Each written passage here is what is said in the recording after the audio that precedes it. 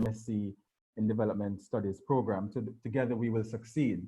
And I was saying that this is quite an appropriate theme, and I'm looking at it in the context of COVID-19 and how it has sort of separated us because of its requirements for social distancing and so on, but nonetheless bringing us together for the first time in this kind of forum. So students from across SALISES institutions or campuses are able to join and to see each other and to hear from each other even before or as they're about to embark on their year or so of studies. We're going to kickstart things with Mrs. Staciann Williams-Dyer, who will do the opening prayer.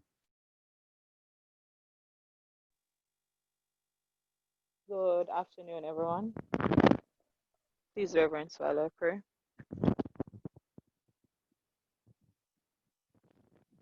Most gracious, loving, and caring Father, we thank you today for the gift of life.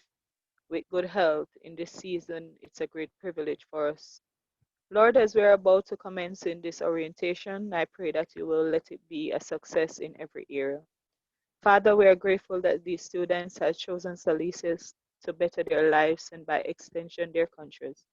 In this trying season with many uncertainties, Lord, I believe it's by great faith that we are in this session even now. Lord, as plans are being made to continue education and the upliftment of students' lives, I pray, God Almighty, that you will make provisions, Lord Jesus, for each and every one, so that they will not only start the programs or continue the program, but they'll be able to be funded, Lord God, until the end of it. Father, I pray you open windows of heaven and provide, Lord Jesus, for each and every one, so that at the end, Lord Jesus, there will be no stress and there will be, little to no worries. Father God, I pray, Lord Jesus, as everyone, meet each other, new teachers, new lecturers, new administrative workers. I pray, Father, that you will let our journey be a success. I pray, God Almighty, that you will let the great bond, the trend that SALISES has, be maintained and by extension be even better. Father, I pray you will let, Lord Jesus, every person who are a part of this program, be it by support staff, lecturers, or otherwise, Lord Jesus, be a great blessing to individuals. I pray, Father, that everything that we say and do in this session will be for the betterment of the program. In Jesus' name I pray. Amen. Great. Thank you so much, Mrs. Williams-Dyer.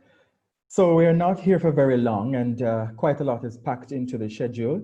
We'll have the Dean's message for graduate students. We'll have an introduction. We'll hear discussions and presentations on the data bank, library resources, learning online, reflections, and alumni support. And of course, questions and answers will come at the end of the session. Now, I do have to acknowledge members of our faculty.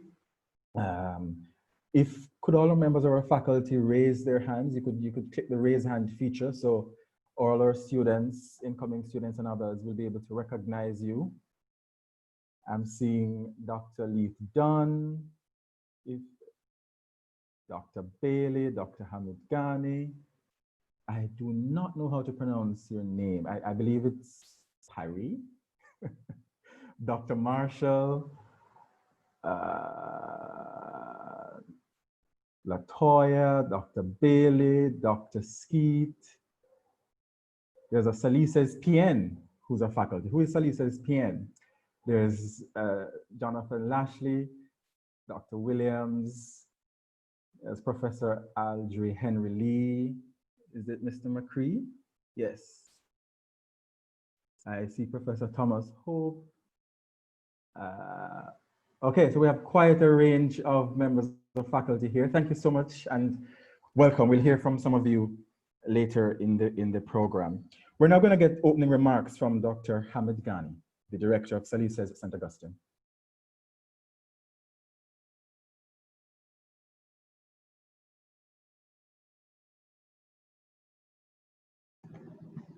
Dr. Ghani, remember to unmute your mic.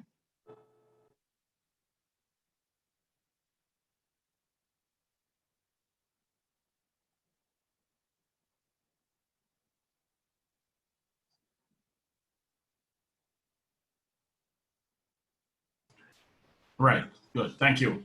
It wasn't unmuting easily. Thank you very much, Mr. Chairman, and good evening to my colleagues, Professor Audrey Henry Lee, who is the University Director of SALISES, and my other colleague, Dr. Don Marshall, who is the Director of SALISES at the Cave Hill campus. It's a pleasure for me as the Director of the St. Augustine campus to welcome everyone to this event here today, which has been long in the making, and a lot of work has gone into getting us to this particular point. And I certainly want to congratulate my colleagues for all of their hard work in getting us to this point to make this launch of the program a reality. This program, the whole concept of the online philosophy, started back in the 2018-2019 academic year, and we had slated the 2020-2021 academic year as the point in time when we would launch this online version of the MSc Development Studies. Many of you who are coming to SALISES may or may not know that it was formed in 1999 out of a merger between the Consortium Graduate School and the former Institute of Social and Economic Research. So SALISES is a research institute, but it also has teaching responsibilities. And those teaching responsibilities, among them, is this particular program, the MSc in Development Studies. It is quite fortuitous that the policy dimension of going to an online format started about 2 years ago, and we never anticipated or expected that COVID-19 would become part of our world in 2020.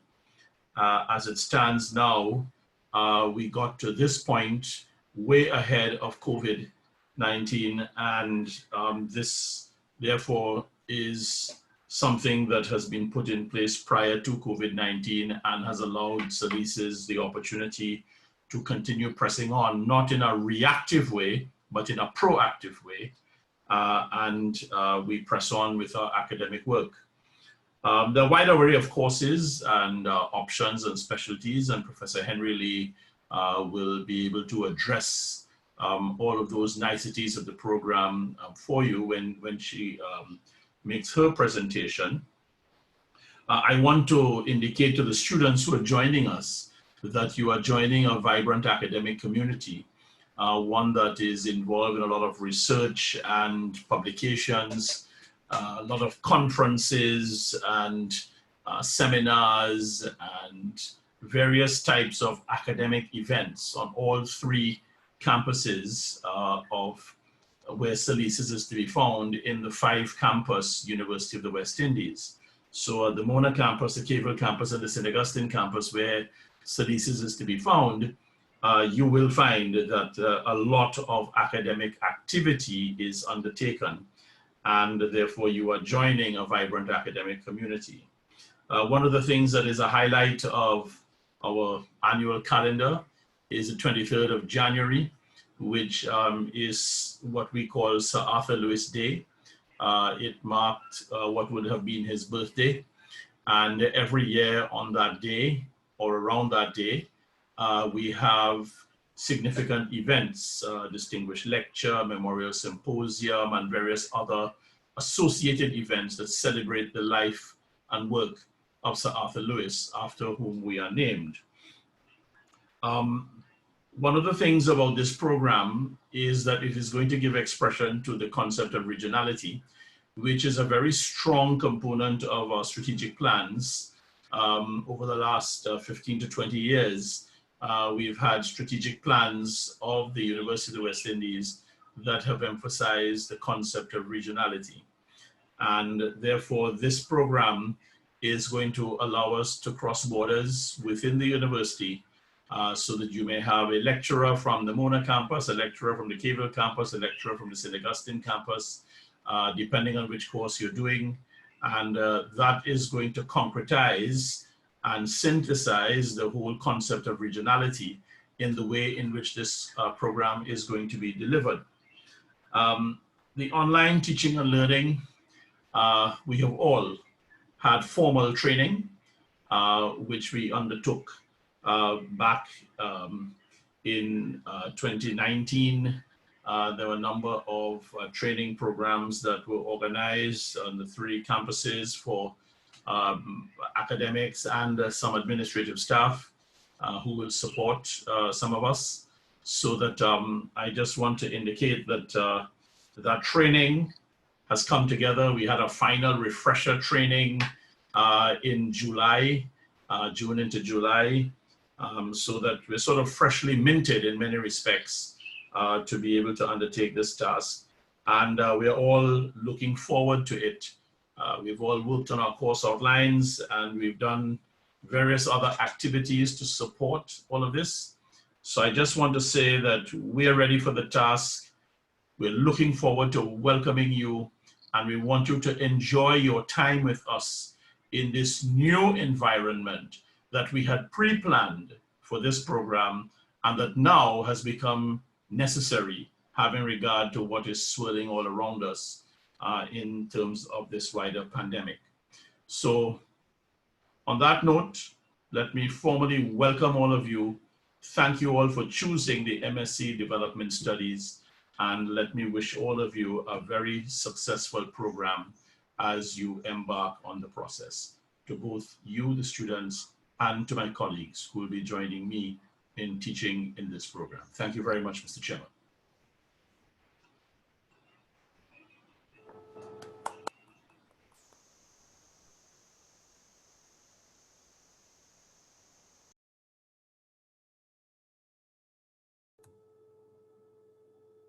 Jovan, we're not hearing you. Jovan, you're muted. You're muted. We're not hearing you, Jovan. You're muted. Unmute him from here.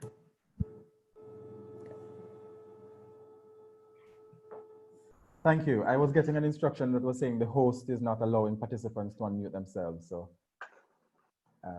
that's why I think I wasn't. Thank you so much, Dr. Ghani. One of the things that COVID has prevented us from, usually we have rounds of applause after we have speakers such as yourselves, and we're not able to have that. And it's quite noticeable for its absence in these times, but it's also a sign of the time. Thank you so much, Dr. Ghani. Before we go to the Dean's message, that's from Professor David Tennant, regarding the students. So for the rest of the remarks from the various participants and faculty members, I want you to listen carefully to what they have to say, because I'll be asking 3 so-called spot questions. After I'll decide after which speaker I'll ask, and I'll just ask you to type your response in the chat feature. And the first person who provides the correct answer, of course, would win a prize of about $3,000 to a book voucher from the university bookstore. So please pay attention even more than I expect you would. We're now going to be hearing a recording from Professor David Tennant, who's the Dean of the Faculty of Social Sciences.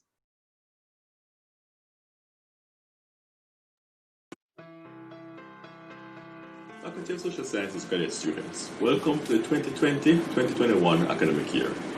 You're starting your journey into graduate education in a period of great uncertainty. And even as I welcome you, I want to commend you. Where others have responded to the uncertainty of the times by freezing and putting their plans on hold, you have responded in the best way possible. You have responded by investing in yourselves, in your capacity to forge a prosperous future. You're at the pinnacle of higher education, and will become industry influencers, scholarly publishers, thought leaders, and significant contributors in your respective areas of study. I will not mince words and tell you that the road ahead will be easy, but it will be absolutely worth it once you put in the work, maintain focus, and commit to your future. We are living through a pandemic, and support is paramount to your success. On behalf of the Faculty of Social Sciences staff, lecturers, and graduate advisors, we want you to know that you have our full support during your tenure with us. We are here for you. The mode of delivery for many of our courses is now online and has the same level of quality that you have come to know and expect from the Faculty of Social Sciences and the University of the West Indies. Learning how to navigate our online systems comes with a learning curve, but we're positive you will quickly learn how to maneuver the various tools. As you go through this academic year, I want you to please bear some points in mind. First, balancing school, work, and life will be one of the most important skills you learn and develop during your stay with us. This will determine your success. We implore you to figure out what that balance is for you. Second, communication is everything, especially during these uncertain times. We need you to ensure all your communications are direct, unambiguous, and honest. We need to know what is happening so we can figure out the best approach for your situation. Third, manage your health.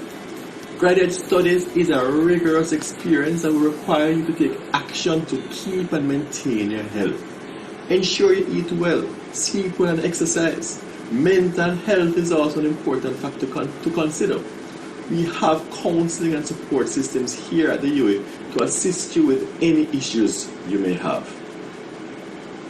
Lastly, remember, it is your education. Own the process. Take responsibility for every success and failure along this journey. Learn from mistakes. Actively listen to mentors and advisors and find value in constructive criticism. You know, it's at the graduate level where learning gets really exciting, where you're really training your mind for application, innovation, and creativity. Note though, that with the opportunities for growth and development that come with the pursuit of graduate studies, there are also challenges. Most people love opportunities but seek to avoid challenges. But the truth is that most successful people recognize that the best opportunities come through challenging circumstances. My encouragement to you today is to seek out the challenges and confront them head on and watch while the doors of opportunity are open to you. Challenge your prevailing thought. Don't just accept and regurgitate what you're told. Think critically and prepare to challenge what you're being taught. But you must be careful. Note, you can't effectively challenge something if you don't fully understand it. Challenge yourself. As graduate students, you need to push yourself to the limit. Don't accept mediocrity. Excellence should be the minimum acceptable standard. What are the lofty goals that you are aiming for? Challenge each other. Work together to make the most of your experience here. You're all here because you want to become the movers and shakers of the future. Make this happen by meeting new people, tapping into new resources, and joining the FSS community. Finally, as you move into this next phase of your life, I encourage you to take a moment to breathe it all in. Take stock of this accomplishment and promise yourself that you will celebrate every milestone on this journey. Welcome.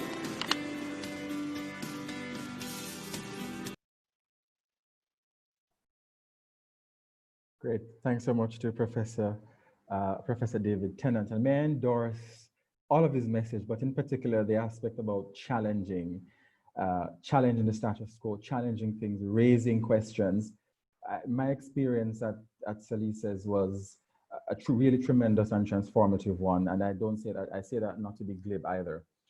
But when I went there, it was a small faculty, but very deeply interested in my own growth and that of my classmates and schoolmates and so on. And I really thoroughly enjoyed learning. I mean, I was coming from a media and communications, humanities discipline, and it was quite a leap having to take on what SALISES had to offer, but they wouldn't accept any mediocrity. I had to rise to the occasion. And in rising to that occasion, to you especially incoming students, the infrastructure was put in place to support.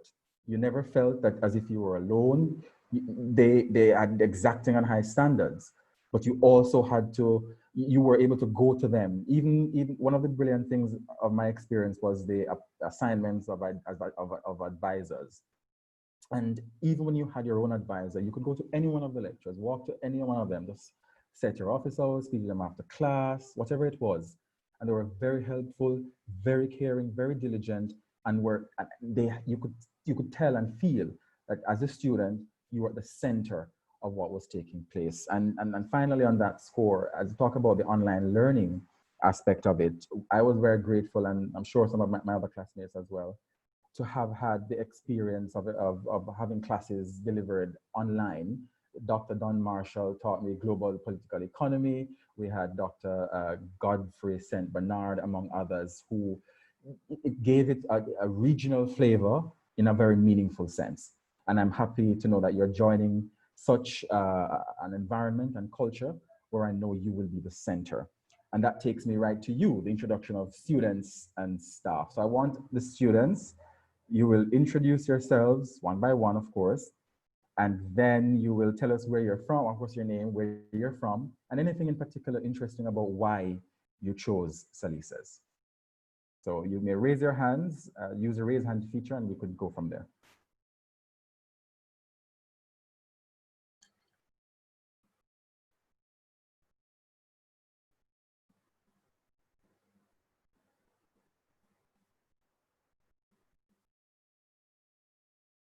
Andrea.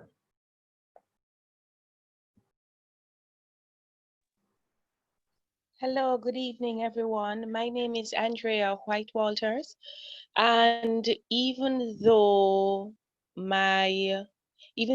I will be called to the bar this year as an attorney, I chose to go to pursue further studies, graduate studies in development studies, because I believe that good policies based on sound research can really positively impact communities.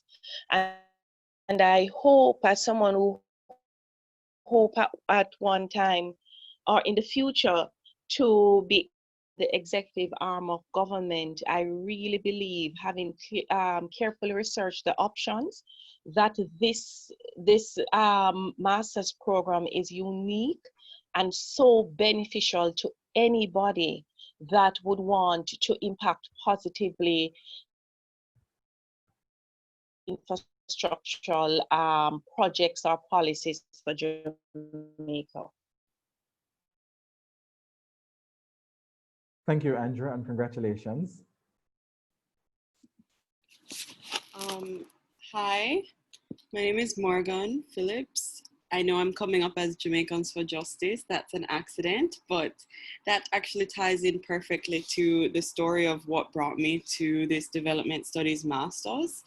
I did cultural anthropology in my undergraduate studies, and since then the two most, all of the experiences I've had have been impactful, but the two most impactful professional experiences have been working at Jamaicans for Justice as a research and projects officer, and also working with She Leads IT, which empowers girls across the region to do information and communication technology through hosting hackathons. And so both of those experiences drove me to be interested in this program. Like, all of the courses seem really exciting to me, and so I'm happy to be here.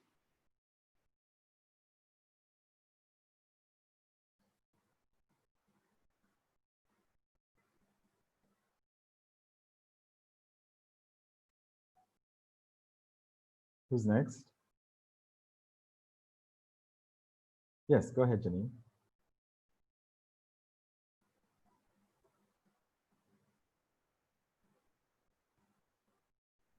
You have to, yes.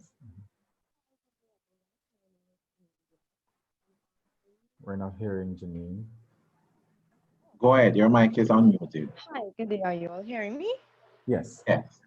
Okay. My name is Jeanine B. I'm actually from Trinidad and Tobago. So having the online version of the MSc is pretty welcome for me. I would have done my degree in international relations, and I was looking for a way to really zone in on what is development and development specific to our region. So when I saw this master's program, I really was excited. I work with an NGO locally known as Is There Not a Cause? So all these things kind of play into, what this degree means to me. I do look forward to learning as much as I can. so I can impact my communities, not just in Trinidad and Tobago, but regionally as well. Thank you, Jeanine.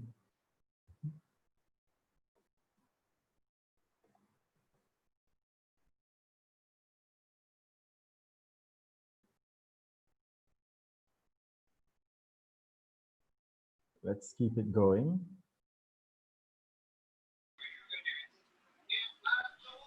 Hi, good afternoon, everyone. Are you able to hear me? Yes, we can hear you. Hi, Shayon. Got you. Good afternoon. Hi, my name is Shayon Palmer. I am happy to be a part of this group, happy to be a part of the program. I actually came upon this program, I would say, by accident. So my background is in youth development and the social work. My first degree is in social work and psychology. And for many years, I have been putting off my master's. There's always something. And actually this year I decided that I am not going to push it any further. In making my application, I actually accidentally selected development studies. And after getting the preliminary confirmation, I went and I did some research and I read up on it and I smiled to myself, because for many years I've been praying. Yes, I've been wanting to do my master's, but at the same time, I want something meaningful, and development studies fits right into everything that I'm doing.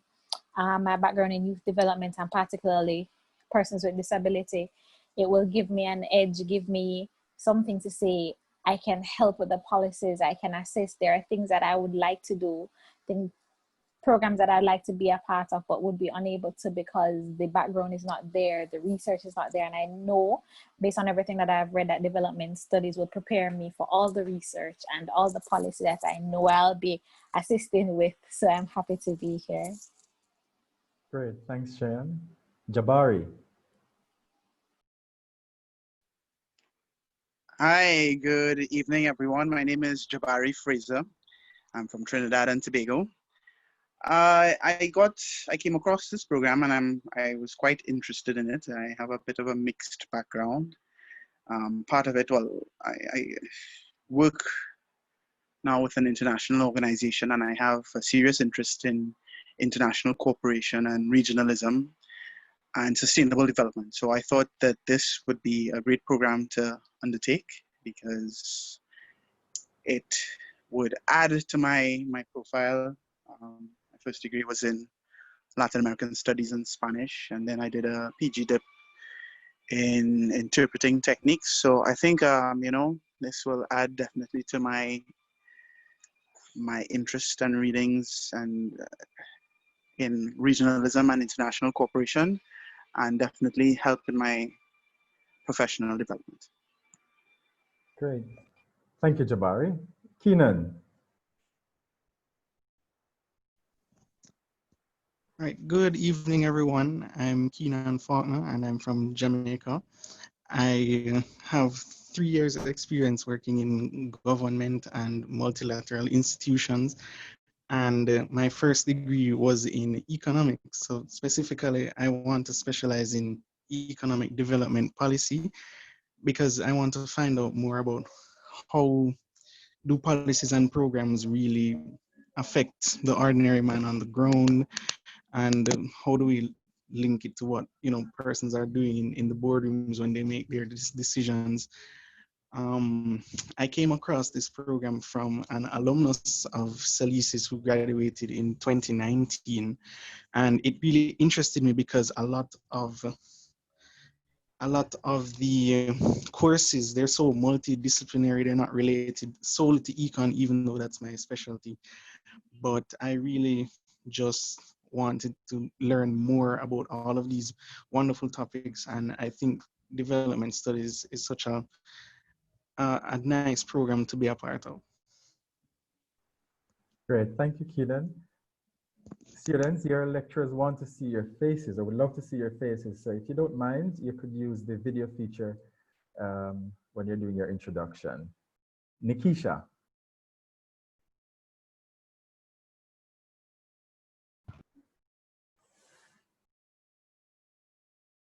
Unfortunately, I don't know why my camera isn't working on Zoom. That's okay, go ahead. Okay, as I said before, I'm Nickesha Nicholson. I've never been interested in doing another master's program from undergraduate level, being a social policy and development major. And the courses and what the degree focuses on, I find very important, and especially living in a third world country on the path to development. I'm excited and ready for the additional information and knowledge. I'm very excited, and I love that SALISES and the Master of Development Studies accepted my application. Okay. Thanks, Nickesha. I feel excitement. Let's go to Al.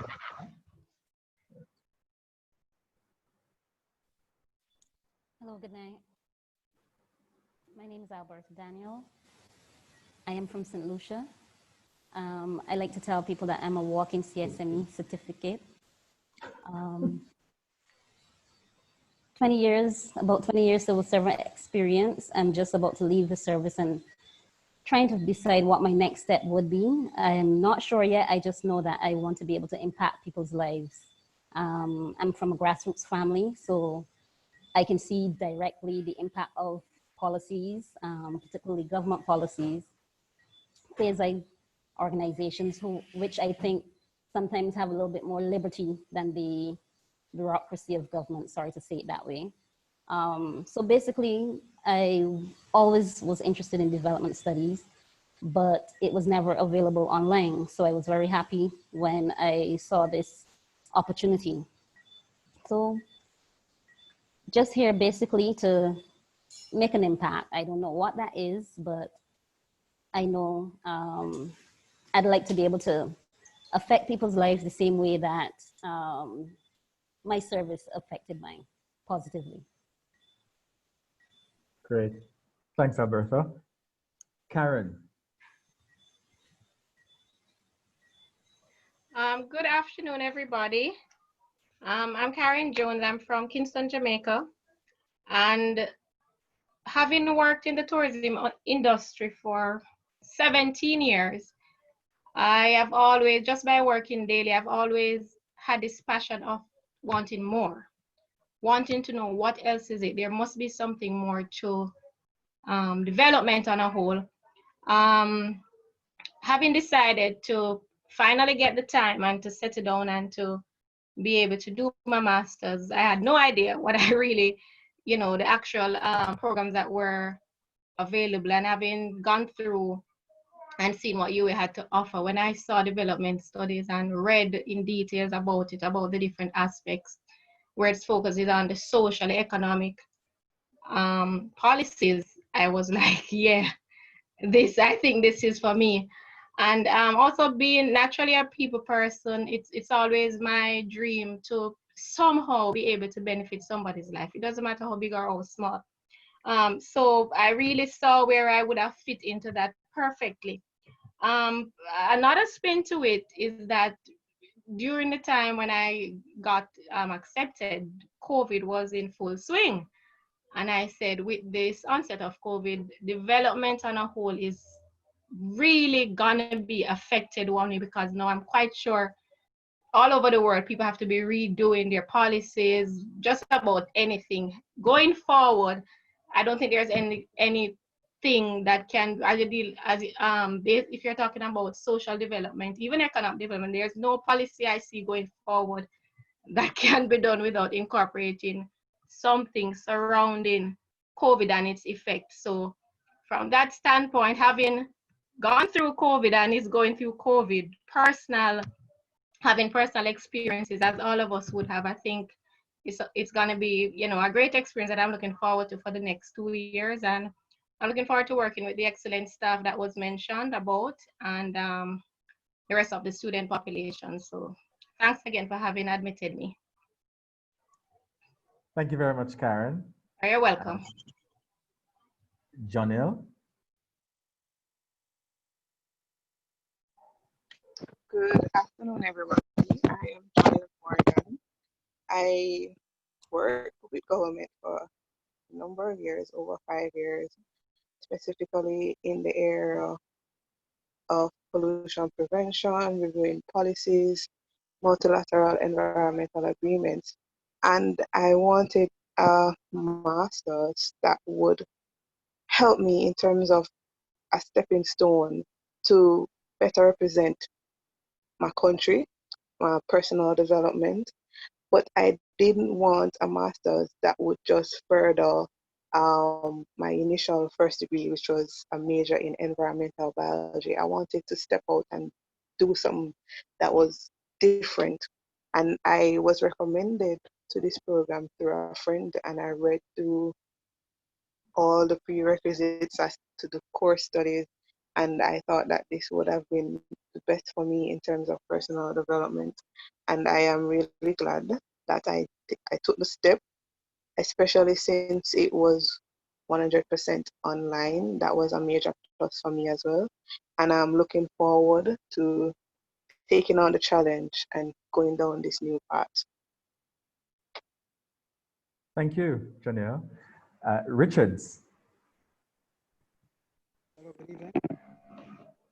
Hello? Yes, Richards, you may go ahead. Okay, all right. So firstly, I just give God thanks that I am actually in a place like this. I'm so grateful. I remember a couple of years ago, I didn't know what I would do. And I am privileged to be in this, among this privileged few. So I'm currently on a development project funded by the World Bank, and it's based at the Ministry of Finance, Jamaica. So I believe this is a perfect stepping stone for me to understand development as a whole and to hone in on my leadership skills. So I'm grateful for you accepting me. Thank you very much, Richards. Avilona.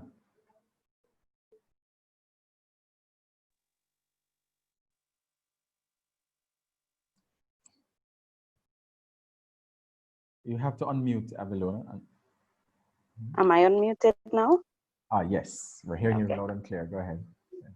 Hey, good night, everyone. My name is Avilona Arthur. I'm from Trinidad and Tobago.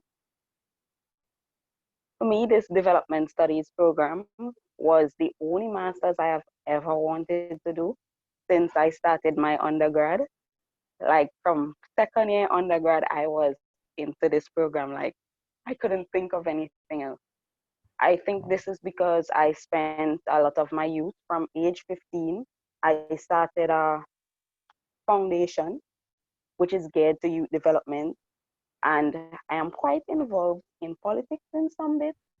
And I'm very displeased with certain things in the Caribbean. So I felt like this program is my way to impact and give back to the society to a regional extent. So this is why I am here.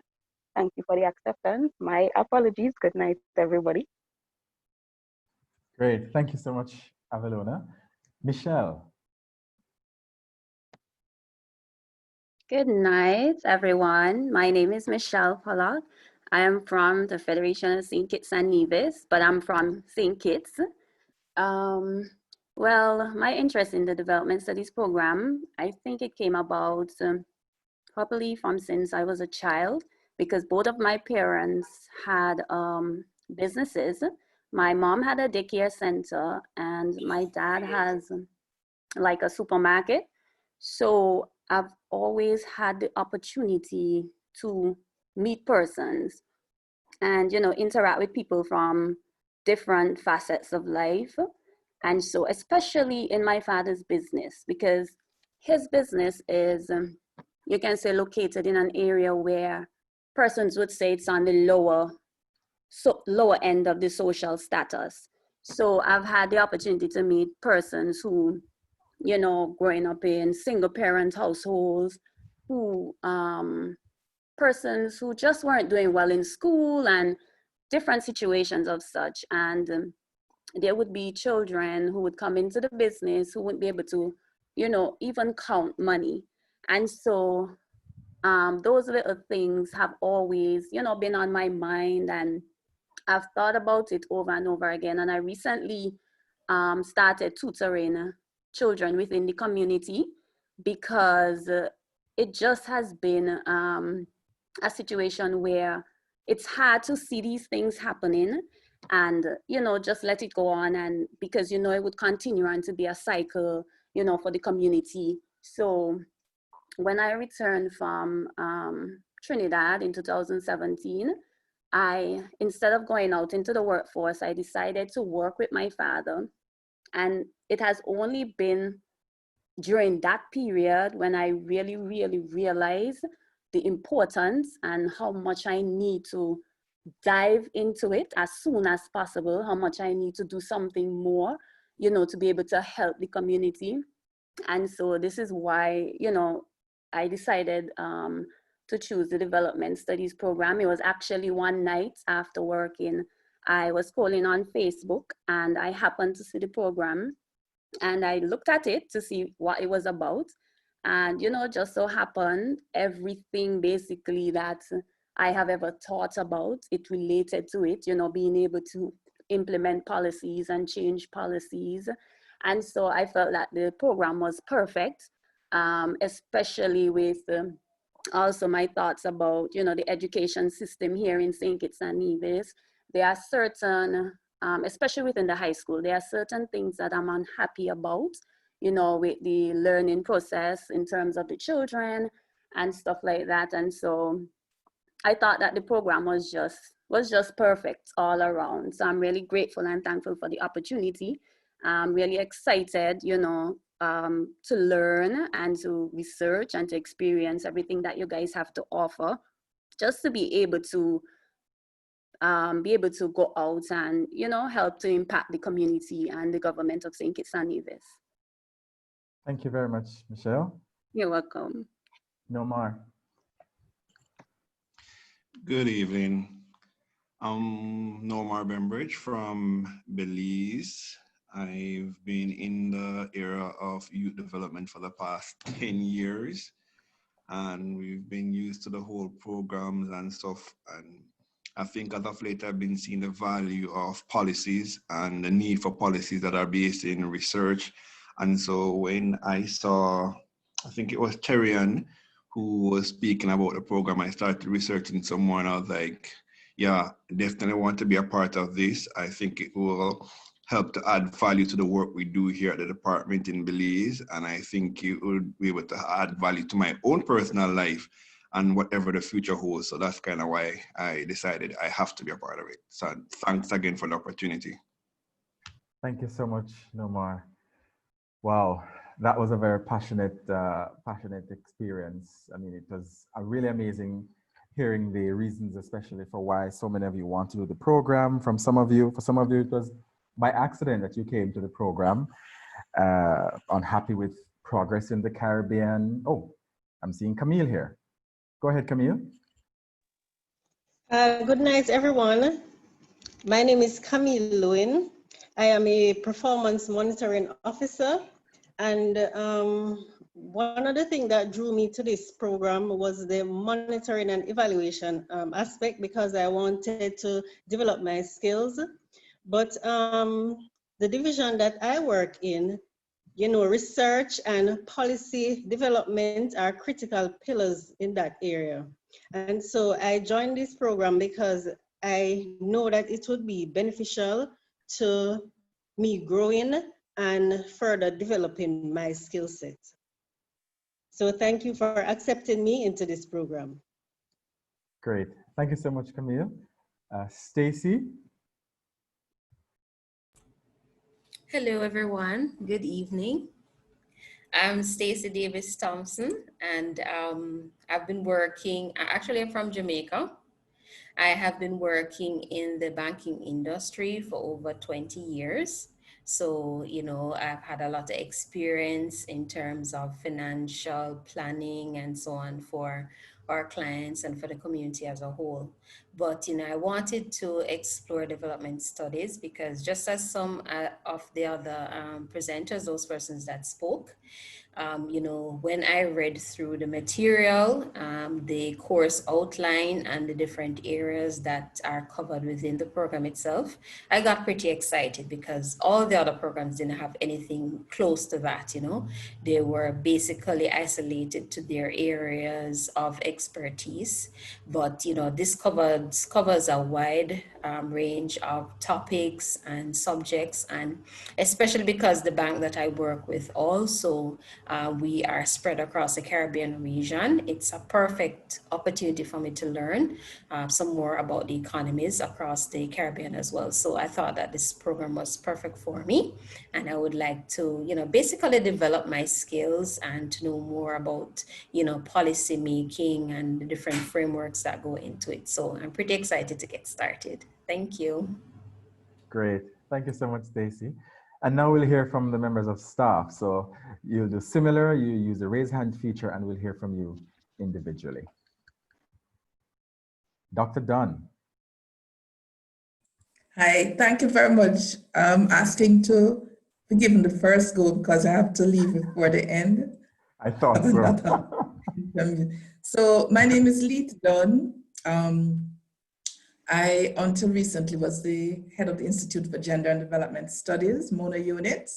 We offered a bachelor's degree and we have master's and PhD programs. I think this is a very exciting period for students to be studying development because the COVID-19 really has unearthed the inequalities. And I'm going to be teaching 6104, which looks at social inequality, marginalization, and so on.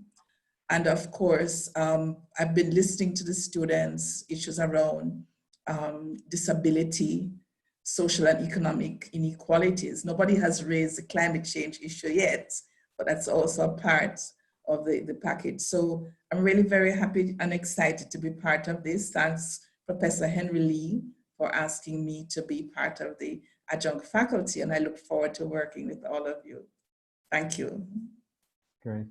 Thank you so much, Dr. Dunn.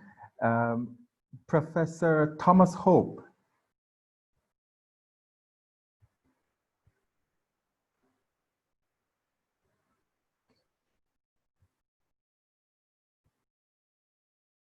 Professor Hope? Okay, let's move on to Dr. Northova. Yes. Hi. Hearing you, Doc. Yes.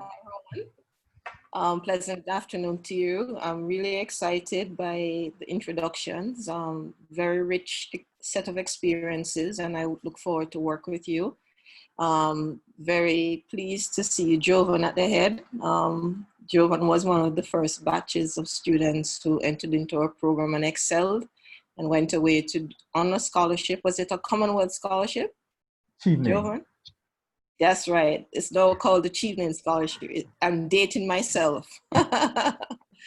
And did well and now has blazed a chart for himself in journalism in Jamaica. So he's certainly one of our students that I look at with pride. And I certainly wish to do the same for all of you coming into the program. So I'm a development economist with a critical background in philosophy, and I will be involved in 2 of your courses in the first semester. The one on understanding contemporary society and development, theories of the present, a very long title, and the other being social research methods. So I would lead off in the introduction to social research methods, and I will begin with your foundations, philosophical foundations for social research. And then in your development course, you will have the baptism of fire in some way, because we're trying to introduce you to the theoretical ferment in discussing and debating development. And I am coming to this issue from a particular political and epistemological standpoint, which is decolonial in orientation. So I look forward to very strong discourses in our discussion forum. We're all new to the online delivery, so I hope that you'll give us a little bit of what is it, a little bit of slack in getting through this program together. But I can say that our students, once you make the commitment to be in the program and you're excited about it and you believe in us, we believe in you, and we do know that you will excel and certainly will get through our program despite the hard work that it will demand of you. You will find that your expectations will be met in terms of a transformational experience, as Jovan had said. So I look forward to bearing the front line and taking you through our program successfully. Good luck to everyone. Great. Thank you, Dr. Northoff. I'm going to exercise chairman's privileges here to accommodate one of our presenters early. She has to go. I'm going to delay the further introductions from the staff to go to Miss Beatrice Brown, who'll speak with us on registration to graduation. Beatrice.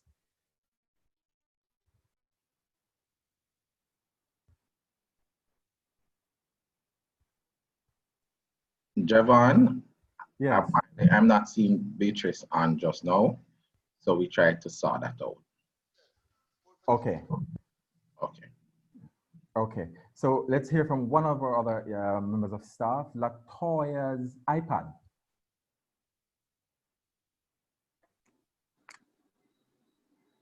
Hello, good night, everyone. I'm Latoya Lazarus. I'm a sociologist by training with a specialization in gender and sexuality studies as well as citizenship studies. I'll be teaching Gen 6605, Regulating Sexual Citizenship in Post-Colonial Nation States, and that's a summer course. So until then, good luck with the program, and I look forward to meeting each and every one of you. Good night. Okay, thank you so much, Latoya.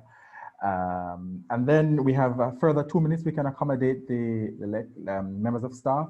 Ms. Priya Mohan.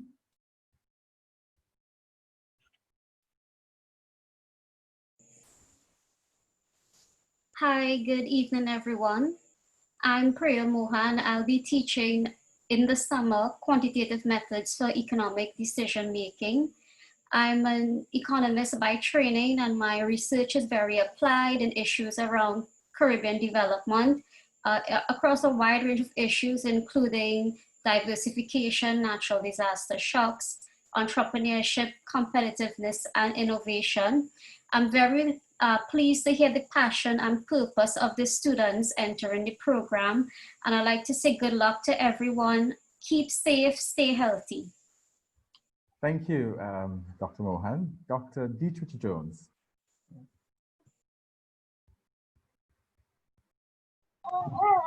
Night, everyone. Sorry, you'll hear the baby. It's our winding down time. But I'm pleased to welcome all of you to the MSc in Development Studies program. I am the coordinator for the Small States Development Challenges course, and also the coordinator for the governance concentration. And I'm especially welcoming the 8 students that have registered thus far, and looking forward to engaging with you throughout the semester. So welcome to SALISES, and best of luck in your program. Thank you, Doc. We have another minute to go. Doc, Dalia Stewart.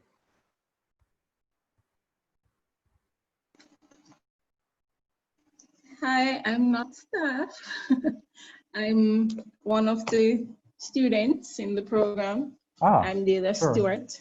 Sure. A social work. Okay. I have a social work background.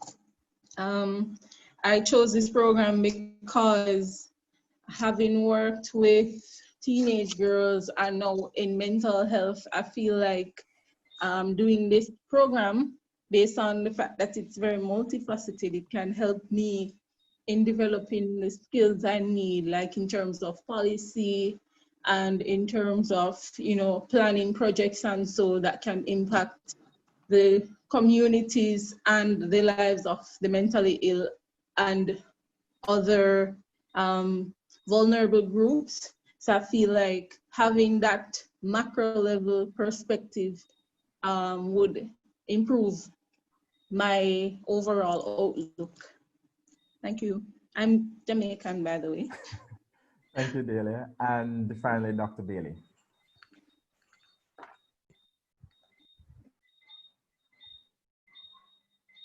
Which Bailey is that? Is that me? Corinne Bailey. Oh yes, there are two Baileys back to back. All right. So I'm Corinne Bailey. I'm sociologist as well, with a specialization in crime and secondary specialization in policy-related matters. I teach two, a module in the research methods course in the first semester, qualitative research methods, which I share with my colleague, Dr. McCree. And then in the summer semester, I teach deviance, conflict deviance and social management. So I'm echoing the good luck to all of you that the rest of my colleagues already conveyed. Thank you, Dr. Bailey. And Dr. Arlene Bailey now, finally. Jovan, and good evening, everyone.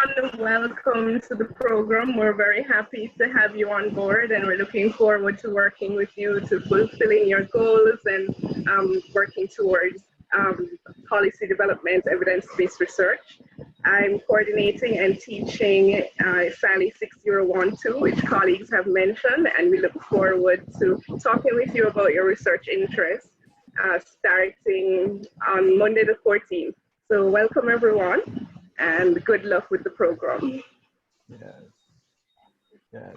Okay, Mr. Lashley, you have 30 seconds.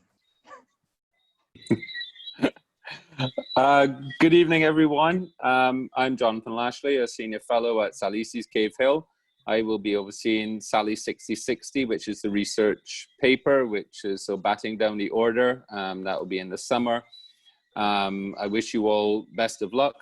But I will ask is that as you go through the process and you think about the research topic that you're looking at, please feel free through semester 1 and 2 to contact me in terms of just thinking through some ideas as you go through the other courses.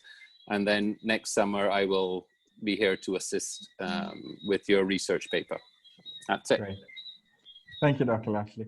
Are we ready with Beatrice? Jovan? Ah, yes. Am I on?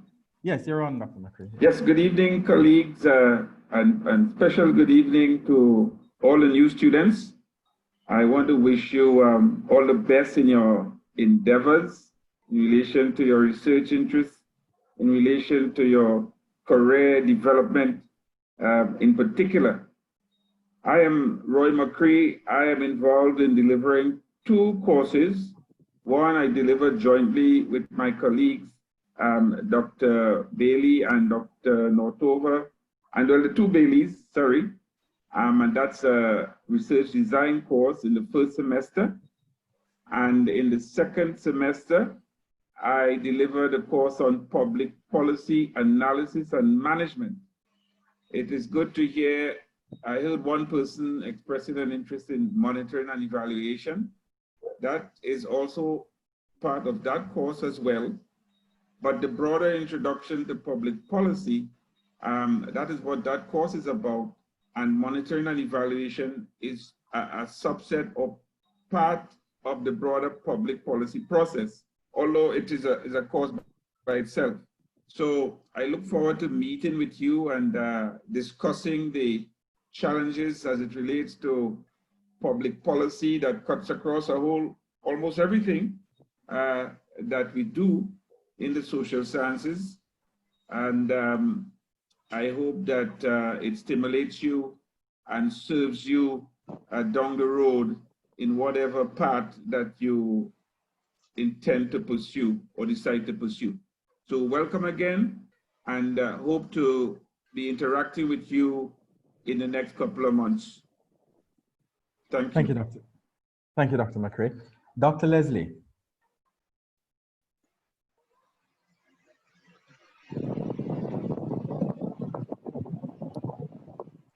Dr. Leslie. Good evening, everyone. And welcome to all our incoming students.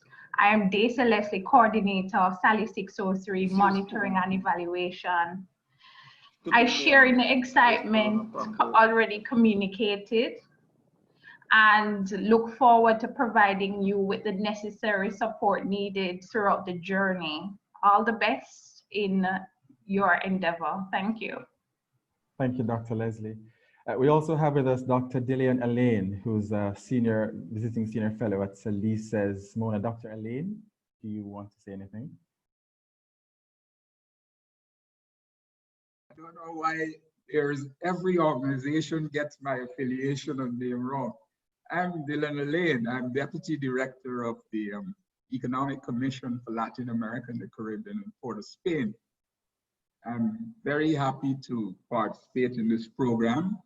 I teach macroeconomic policy analysis, and I was a student at the Consortium Graduate School, which is a precursor to SALISES. In those days, we had the great man Donald Harris and Norman Jovan and others who many of our younger colleagues would not know. So it's great to be back.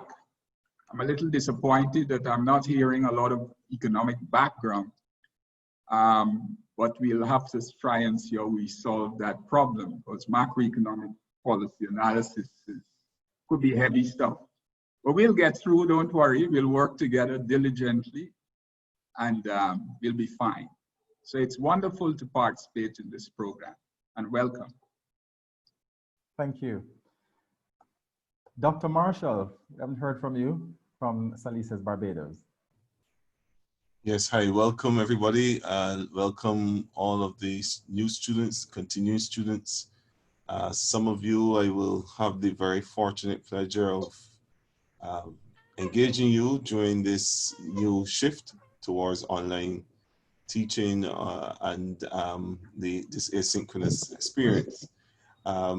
It's going to be new for me, so I want you to bear with me as much as I would be bearing with you. And let's do this together. And best of luck to everyone. Thank you, Dr. Marshall. And Dr. Williams. Dr. Kevin Williams.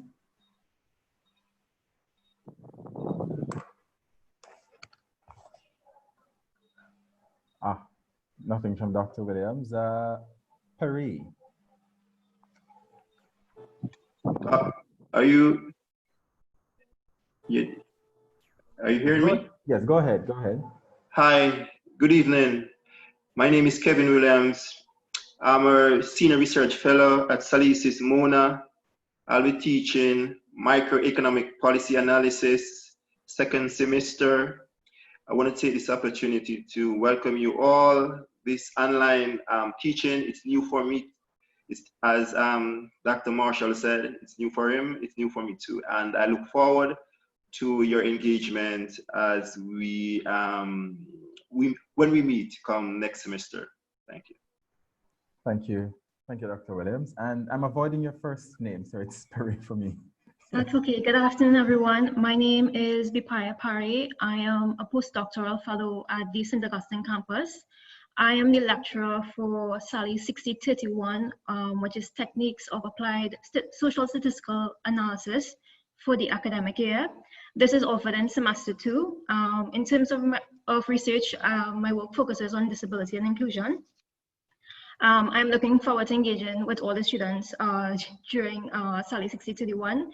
Welcome to SALISES and best of wishes during the course of your studies. Thank you. Thank you very much. Now we move to Professor Aldrin Henry Lee, who is the University Director for SALISES.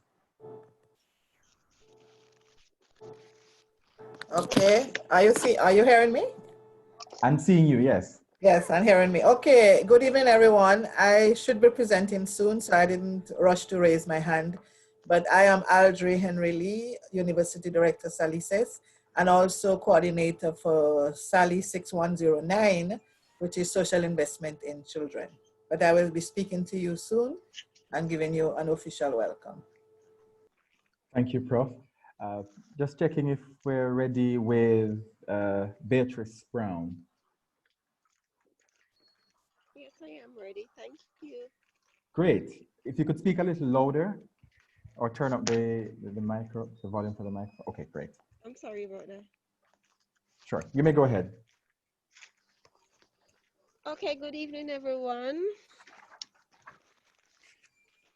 Good evening. Yes. Good evening, Ms. Brown. Good evening. Hello. Hello. Yes, go ahead. We can hear you, Ms. Brown. Good evening, everyone. Good evening. Can you hear us? I'm hearing Yes, you. I am. Right, go ahead. We're hearing you. Right. Okay, I just want to say welcome to our new students and returning students. We're very happy to have you. And on behalf of the Office of Graduate Studies and Research, I would like to extend a warm welcome to you. And I really hope that you, despite what is happening, we do hope that you will enjoy your studies and stay focused and do your best. So I am Beatrice Brown. I am Administrative Assistant here in the Office of Graduate Studies and Research. I actually deals with the processing of students in the SALISES Department, Gender and Development Studies and Institute for Sustainable Development. I also process the awards of degree for all students who are leaving graduate school. So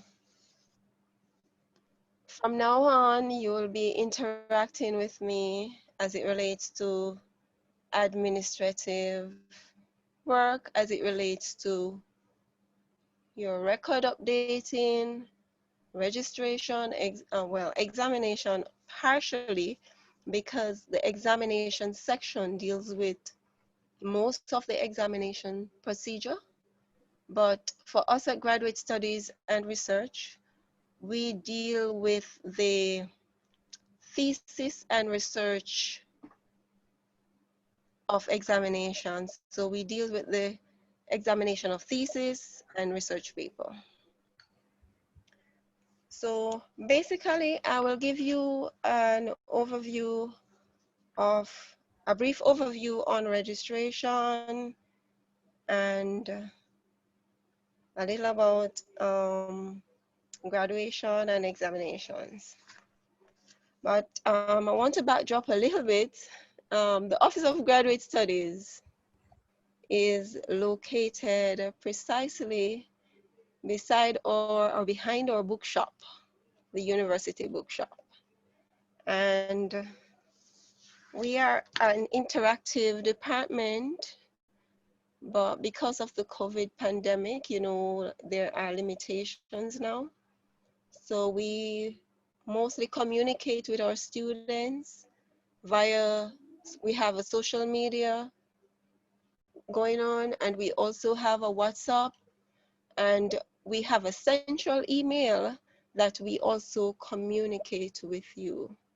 So at the end of this presentation, I will send some information related to our contact, how you can contact us if you're having any difficulties as it relates to your studies here. Okay, basically registration. So as a student, you were given your credentials, that's your ID and your password, where you will use to log on to the SAS page. So right now, the registry information system has made it a little easier for students when doing your registration. Usually at a time like this, they will set up in the assembly hall to accommodate our new students to assist you with registration, but now they have placed a video link on the SAS webpage, where you can view and be guided as to how you register for your courses. So in the registration process, I want to encourage you to remember to check for the different sections while registering. In some instances, you may find that you would need a lab. There's a lecture, there's a lab, and there's a tutorial in some instances. So where that is relevant, you are required to select the correct parts. Ensure that you select the correct parts, whether it be a lecture and tutorial or a lecture and lab, whatever it is. Also, at the beginning of the semester or the academic year, we encourage our students to register for both semesters, that is semester 1 and semester 2. So you can do that as a part of ensuring that you're fully registered for the academic year. So normally at the examination, at the registration period, there is usually a deadline date for registration. So within the normal registration period, please ensure that you select all your courses, all the parts necessary or relevant, and to also do checks and double checks to ensure that the courses that you are required to register for, they're on the system. Because there are times when students go back and they check and they realize that, oh, I thought I was registered, but when they check, there's no registration. Apparently, maybe something happened while they were registering and the course was not registered. So please ensure that you do checks and checks and checks as you go along in your studies to ensure that all the courses are there. You don't want to be in an exam and when you look, you're not registered. So, I mean, heading to an exam, you're not registered. So that will cause chaos, panic, and you know, the rest. So we want you all to be focused and to ensure that you register for the correct courses. So during registration, there is usually a late registration period. That is outside of the normal registration. We still allow you to register, but it usually comes with a penalty. We try to encourage our students not to fall in the penalty line, but for reasons or more, we always find students having challenges and they end up falling in the penalty period where they have to pay a fine in order for the system to open to register. So please try and register quickly in the normal registration period to avoid any penalty that may befalls you. And also, please monitor your emails because these information, they usually come from the Office of the Campus Registrar as it relates to late registration, fees, and all those things. So I would advise you to keep monitoring your email to check for any information as it relates to your registration or fees or anything as it relates to your studies here. Okay, that's for registration. There are 3 important documents that are on our website that I would encourage all our students to make a part of their materials while they pursue their studies here. The 3 documents are our regulations. That is like your Bible, because we go by the regulations. Whatever the regulations say, that's what we go by here at the Office of Graduate Studies and Research. So please get used to the different regulations that apply to your studies here. So that's the regulations, the Graduate Studies Guide for students and supervisors, and for our research students, the Thesis Guide. So these are three very important documents or booklet that you can get used to while you do your studies. And you can find these on our website, the Graduate Studies website.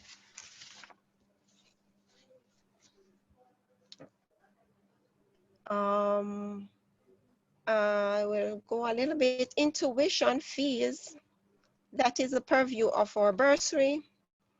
But I would like to encourage our students to always check your accounts to ensure that your account is in good standing with the university, because there are times when it can be a barrier to you, especially when it comes on to your examination time. If there is a financial hold, it will bar you from doing your exams. And if you need like a transcript or any other record from the university, it will be a challenge because there is a block, financial hold. So please monitor your record as you go along to ensure that there is no hiccup while you steer the journey. My next highlight is examination. As I said before, the examination section deals with all examination matters. However, Office of Graduate Studies monitors your thesis and your research paper examination. For those who are in MPhil and PhD programs, please ensure that you are registered right throughout until your thesis is marked and completed, because there are times when students, they think that when they submit their thesis, there's no need to register for courses. And I come across a student who completed and ready for graduation recently, thought that his registration was up to date, but there were missing gaps in the registration. And as a result of that, the student would have been impacted with fees because of lack of registration. So I will encourage all our research students to ensure that they register up until the time that your thesis is completed. We are the one who actually process the thesis, the report, and also research paper. We are the one who enter the grades for research paper as well. So I just want to look briefly at the marking scheme that we have for graduate students. We have a marking scheme, passing grades, B50, B plus 60, and B50 to 59, B plus 60 to 69, and A70 to 100. So if your failing grade is 0 to 49. So I will encourage you to try to do your best in all endeavors to ensure that you don't fall in the line of failing. And I want to encourage you also that there is a scheme that we use for graduate students and for graduation purpose. We have students in the distinction area and pass. Only 2 of those there is no in between. It's either you have a distinction or you pass. So I will encourage you to work very hard in your studies as you go along. You can look at regulations 1.73 and 1.74, and that will give you a synopsis of how we go about determining if a student receive a distinction or high commendation in their studies. Okay. Also, there are some notations that you should also pay attention to while you are actually viewing your record.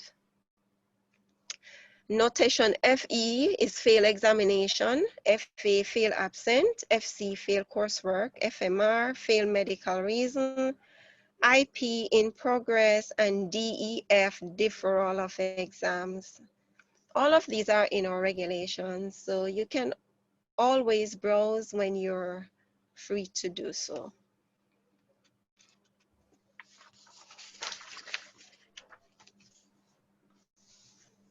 My next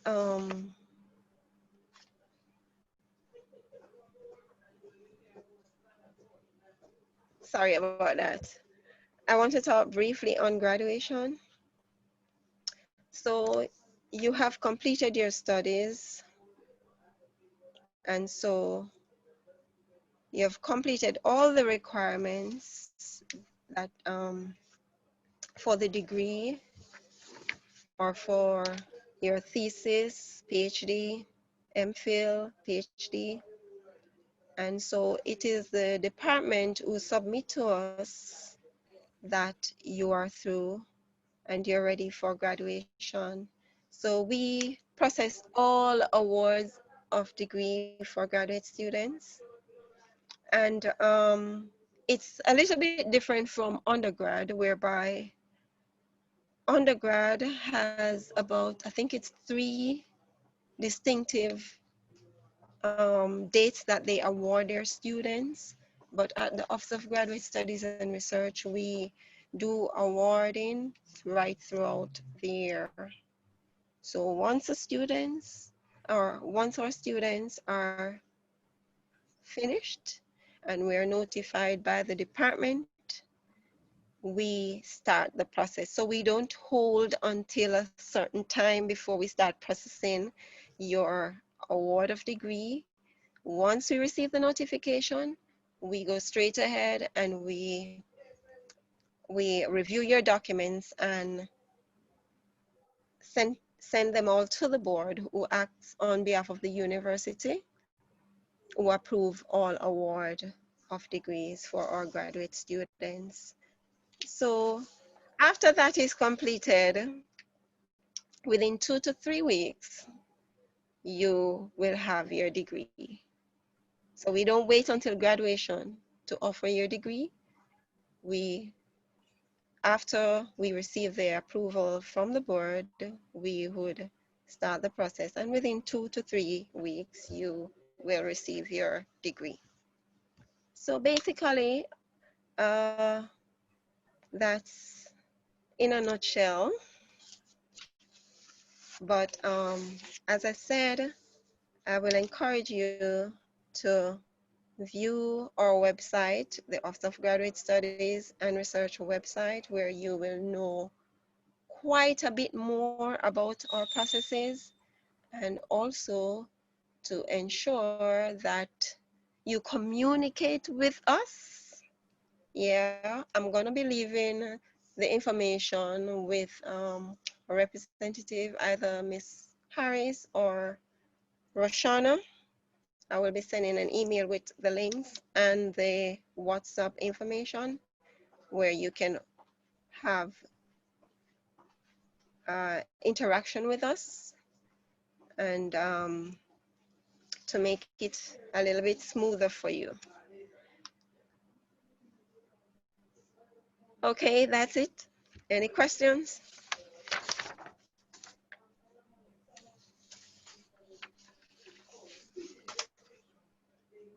Thank you, Beatrice. We do have a section. We'll just have the questions later on, closer to the end. So, and they may also type their students. You may also type your questions in the chat feature. But thank you so much, very much, Beatrice. Now we'll go to Professor. Oh, sorry. You're welcome. Great. Back to you, Professor Henry Lee.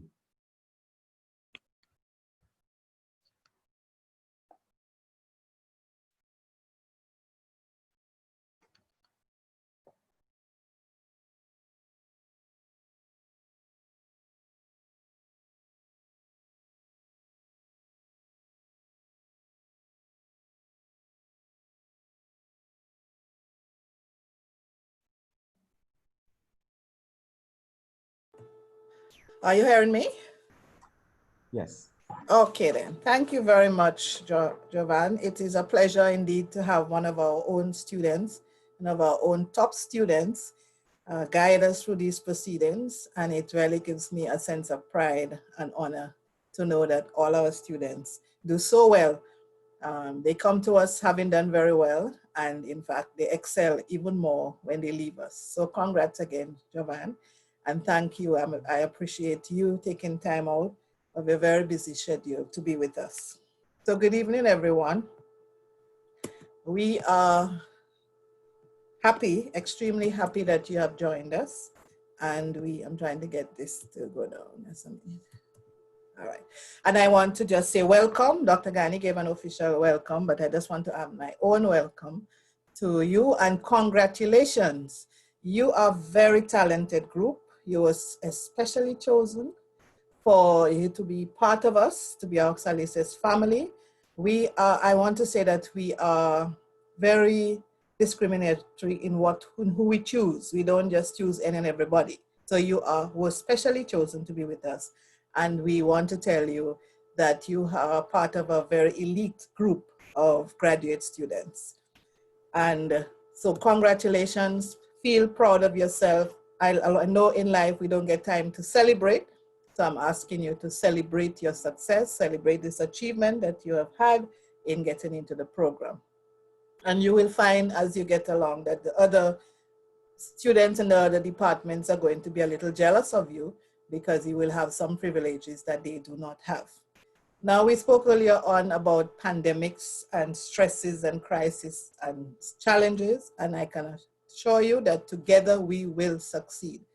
We were thrown into remote learning and teaching earlier on in the calendar year, and I must congratulate my staff and the support staff, the lecturers. We were very agile and we succeeded very well in ensuring that all our students got all what they had to do and did what they were supposed to do to complete the academic year successfully. Now, you cannot be at SALISES without knowing what is SALISES and knowing who it was named after. So we have to strive for excellence because our patron, Sir Arthur Lewis, was a distinguished St. Lucian economist. He won his Nobel Prize in Economics in 1979. He was a former Vice Chancellor of the University of the West Indies. He was a former president of the Caribbean Development Bank, and he's well known for his work on economic growth and development, international economic history, and industrial organization. And so in everything we do, we remember our patron and we try to be as excellent as he is, because we really don't want to bring shame to his name and not do our work properly. And our mission, if you have visited our website, is to undertake high quality research and graduate teaching in the areas of social and economic development policy, governance and public policy with special reference to small developing countries. So you're going to get a lot of information about small developing countries. I tell my students that although, well, that was before COVID, most of us were located in Jamaica, the discussions cannot only be about Jamaica because there are several other developing countries. So I will say to you, read widely so that you know exactly what is happening in other developing countries. The SALISES graduate is one that is a critical and creative thinker. If you look at the university's website itself, it says that we graduate must demonstrate the following. I am going to emphasize those things in blue because I want you to go to your classes with a very open mind. Yes, we are a little more educated than you, but I want you to be critical of what you read and what you hear. I want you to come to the classes with your own opinion. Do not be afraid to say, you know, in my experience, so and so happens. Of course, I always tell students that if you're going to give an opposing view, you must have evidence. So you'll have your research, you'll have your own experience or something that shows us that your point of view has some merit. You have to be an effective communicator with good interpersonal skills. Now that you're online, you're going to be talking to each other online. You're probably going to set up WhatsApp groups for your group work, etc. And we certainly don't want persons who are impolite, persons who are not communicative, persons that are not interested in being part of our family, interacting and trying to lift the entire SALISES up together. And we want it to be socially, culturally, and environmentally responsible with strong ethical values. There are cases of plagiarism at the university, and I just want to put it out there that we have zero tolerance for plagiarism at SALISES. So you are going to be given a 0 if we realize that you have plagiarized, because we believe, being such a talented group, that you know that you have to make reference to other people's works, and you have to show us that you are not stealing anybody's thoughts and ideas. So please remember that we are watching that very carefully. So our SALISES programs are not professional degrees like accounting and marketing. And we hope that most of you will transition into the MPhil PhD programs. In fact, we have some persons who do, and if they leave us, they come back and they join our MPhil family. And so we are hoping that some of you will start to look into research that you could do with us for our MPhil PhD programs. And I can say very happily that we do have some of the lecturers with us who were part of the SALISES family at the MSc level. So you have Dr. Pat Northover, you have Dr. Dacia Leslie, you have Dr. Dylan Arlene, you have myself. So we have been through MSc and MPhil, and we know what it is you are going to get into, and we tell you without any hesitation that you have an excellent program ahead of you. So you will get some practical skills, but essentially it is an academic program, so you have to keep your mind open and know that you have to read.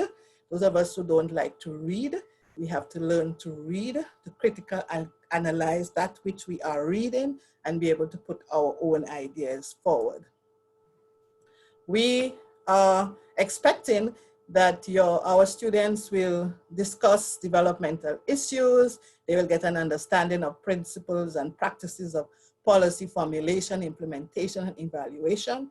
Our monitoring and evaluation course is very popular, and I think you will like it very much. I'm not marketing one over the other, but it has been one that has shown that our relevance to the Caribbean. We have students, we teach our students to use quantitative and qualitative techniques for research purposes. And at the end of it, as I said, we hope that they will develop the skills to undertake research, and we welcome you into the MPhil PhD program if you are so interested and so qualified. Now, the MSc program, there are 4 concentrations. You have a general degree, which is like a shopping list. You can say, okay, I'll take this course from the social development concentration. I can take one from the economic development policy concentration and one from the governance and public policy concentration. So you have that general one, which is fine. Your degree will say general, or you can take one concentration in social development policy. That's another one. Economic development policy. So Dr. Aline, you'll meet Dr. Aline, you'll meet Dr. Patnofova in that concentration. And Dr. Aline, we do have other students, but they haven't come today. So you will have a larger class in that concentration. And then you have governance and public policy. So you can decide, and I think Ms. Mighty has already been engaging you to determine which concentration you would like to land. But you can just stay general for now and decide a little later. Not too late, but we can give you some time to think about it.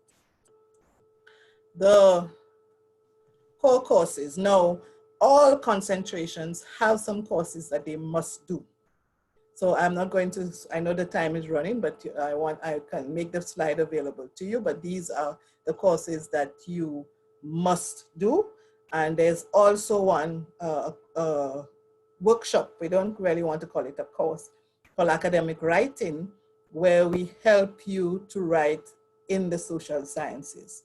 Because we realize that some people have come from humanities, they've come from different faculties, and they may not be writing as a social scientist, or they may not be writing in a critical fashion that we would like them to in their various courses. So you have this workshop, which you will hear more about. It doesn't have a grade, it's a pass-fail, but we want you to pass it in order to get your degree. And we think that it helps you to give us better quality analyses when you are doing your various courses.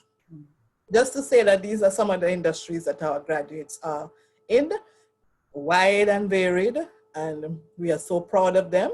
Some of our alumni, we are extremely proud of. The current most honorable Andrew Holness was a student of ours. So I think you know that we are only among very, very prestigious persons. We have Carol Saunders, these are just some. I mentioned our Dr. Leslie, Dr. Patnofova, Dr. Dylan Aline. We have Carol Saunders, who is a Citizens Agency. We have Yannick Page, who is quite popular on social media. We have Anicia Gale Geddes, who is at the Caribbean Development Bank. Robert Hill, who is at the Kingston and St. Andrew Municipal Corporation, and the director of the Economic Commission for Latin America and the Caribbean, ECLAC. And you have Jovan, who is there, and the other alumni who are also very notable persons in their own professions. So we are very proud of our alumni, and we boast about them all the time, and you will be among them soon. So what do we expect? Well, Ms. Brown spoke about registration.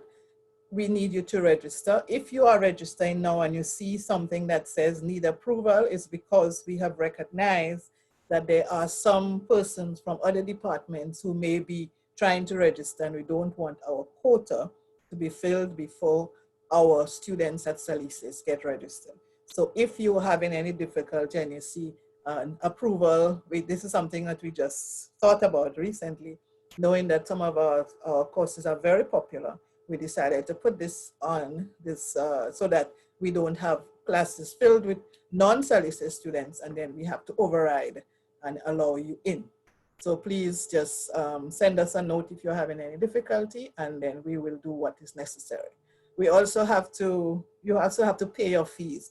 I know it's very, very difficult times, but you must understand that the program cannot run without any money. So if you don't pay anything, then we can't pay anybody. So we wish that you would sit with Student Services Support Center and decide on a payment plan, and we have no problem if you want to pay us in 3, 4, 5 portions, but we would like to get something.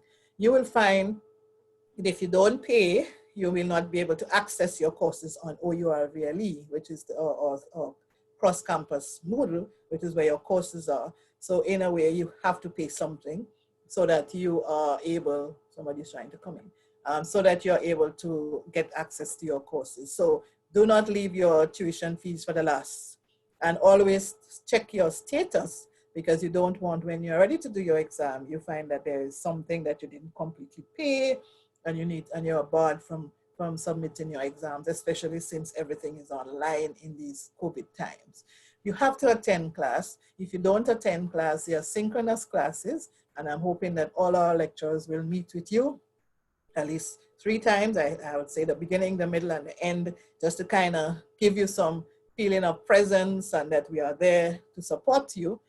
There are some asynchronous classes, but I know given the difficult times that we are in, that we would like all lecturers to just introduce themselves to the class, at least at the beginning.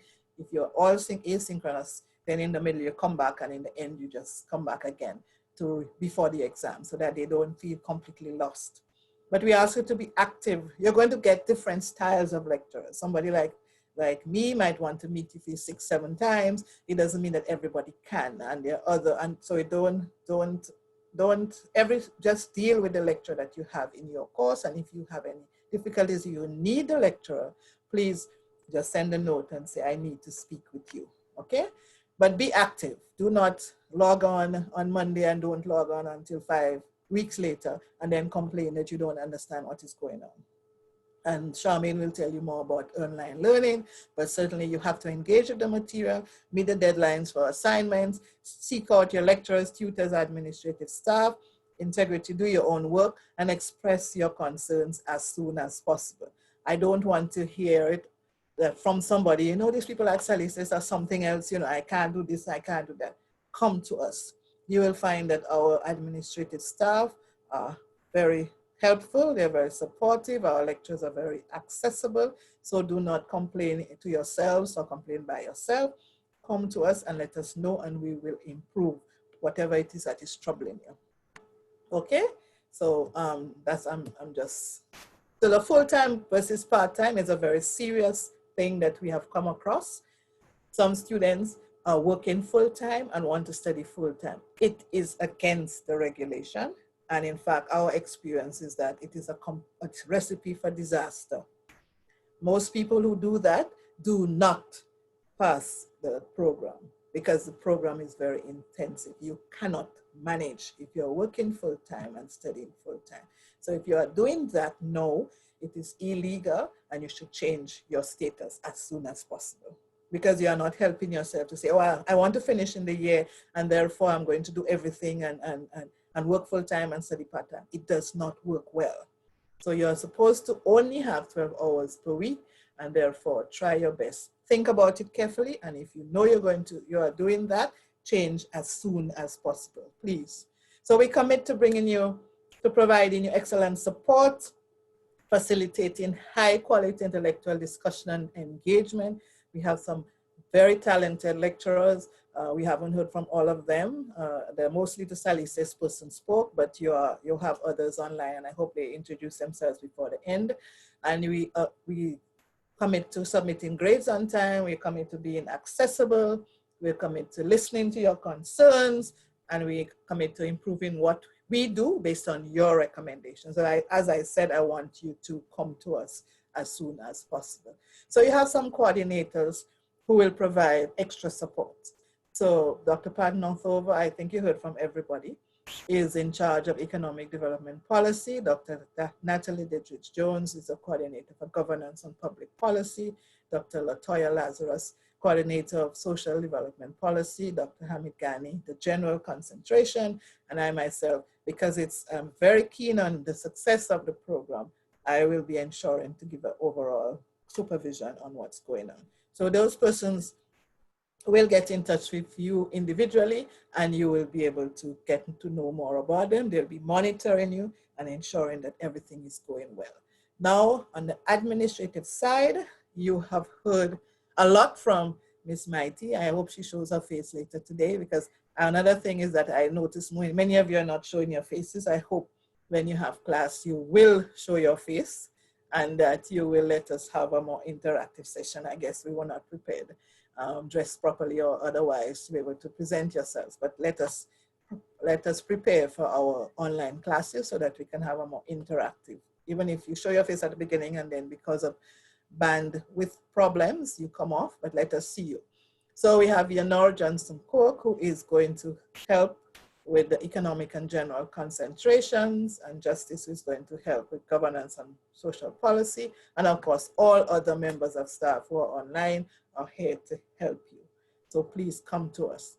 And I want to just end here, just 2 more slides, to say that with all of this, it's a very rough program. I have done it, and we have other 3 persons online who have done the program.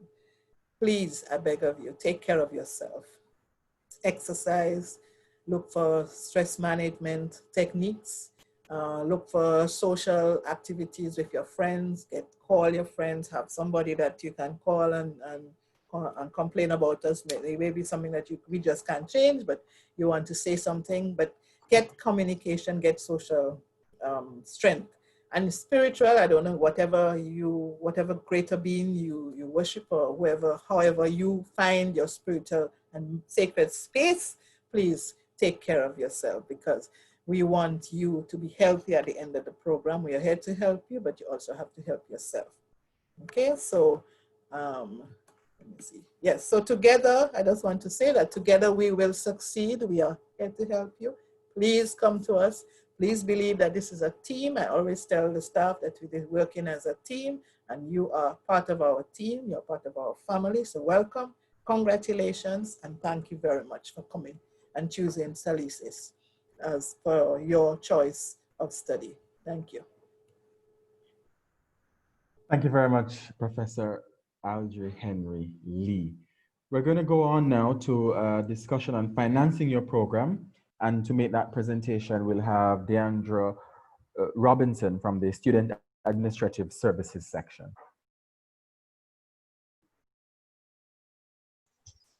Hello, good night. Is everyone hearing me?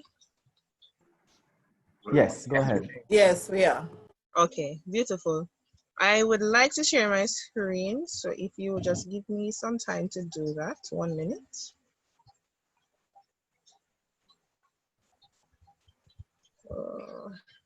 What's happening?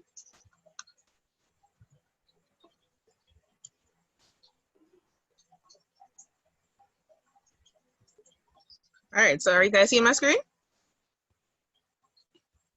It's coming up, yes. Okay, beautiful. All righty. So hello again, everyone. I am Deandra Robinson. I am from the Student Administrative Services section, SAS, which is a joint office with Billings and Receivables. And we are a section of the bursary that basically handles financial queries, right? I want to take this opportunity to welcome all new students. I wish you all the best on your university journey.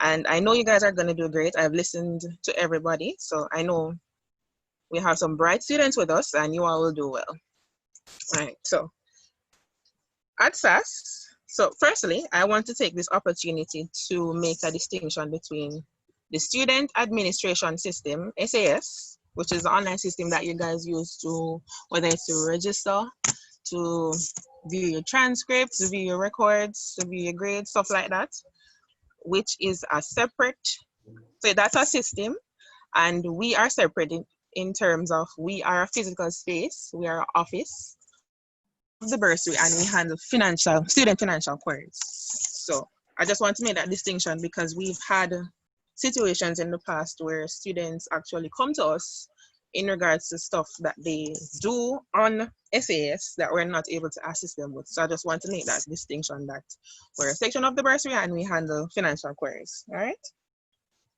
All right, so what do we do in SAS? As I said, we're a customer service center for the bursary. We ensure that your accounts are billed correctly. And in this case, I noticed that a number of students have been asking questions in the chat room in regards to their tuition fees, which I will address later. So yes, we ensure that you're billed correctly. We ensure that the billing information is correct on your account to ensure that whenever you make your payments, they are loaded to your accounts correctly. And we also bill and collect from external stakeholders. For example, it's a scholarship donor or a loan facility, we would get in contact with those persons. So, student charges, what are the charges on your account? There are three main charges, right? So you have tuition. Tuition is based on your program, whether you're full-time or part-time. Some programs are based on your registration. You have the miscellaneous fees, and miscellaneous basically covers the services that are offered by the university, and it's a mandatory fee that you pay every year. So it's not a one-time thing. If your program is for 2 years, you have to pay the miscellaneous fees for 2 years. And then you have what's the residence fees, which is dependent on the hall you decide to live on, if you decide to live on hall. Right? So I was informed that most graduate students do not know about the commitment fee because you guys are not informed. So this might seem pretty new to most persons, but we have what is called a commitment fee. It's basically a deposit that you pay to the university after being accepted into your program. It is $20,000. The deadline was actually July 31st. So basically, once you've been accepted, you'd have been required to pay that by the specific deadline. It is non-refundable in the sense that if you accept your program and for some reason you decide that you don't no longer want to pursue it, you won't be able to get back that $20,000. And it's basically a deposit. So for example, if your total fees for the year amounts to $200 and you pay your commitment fee of $20,000, all you would need to do is pay the remaining $180. So it's, even though it says fee, it's a payment that you make and it's a deposit to your account. So it can be used to offset any one of your charges, right?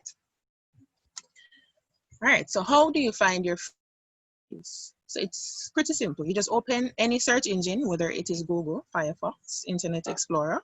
You search, check fees, UWMONA, and when you execute that search, it is normally the first link that comes up.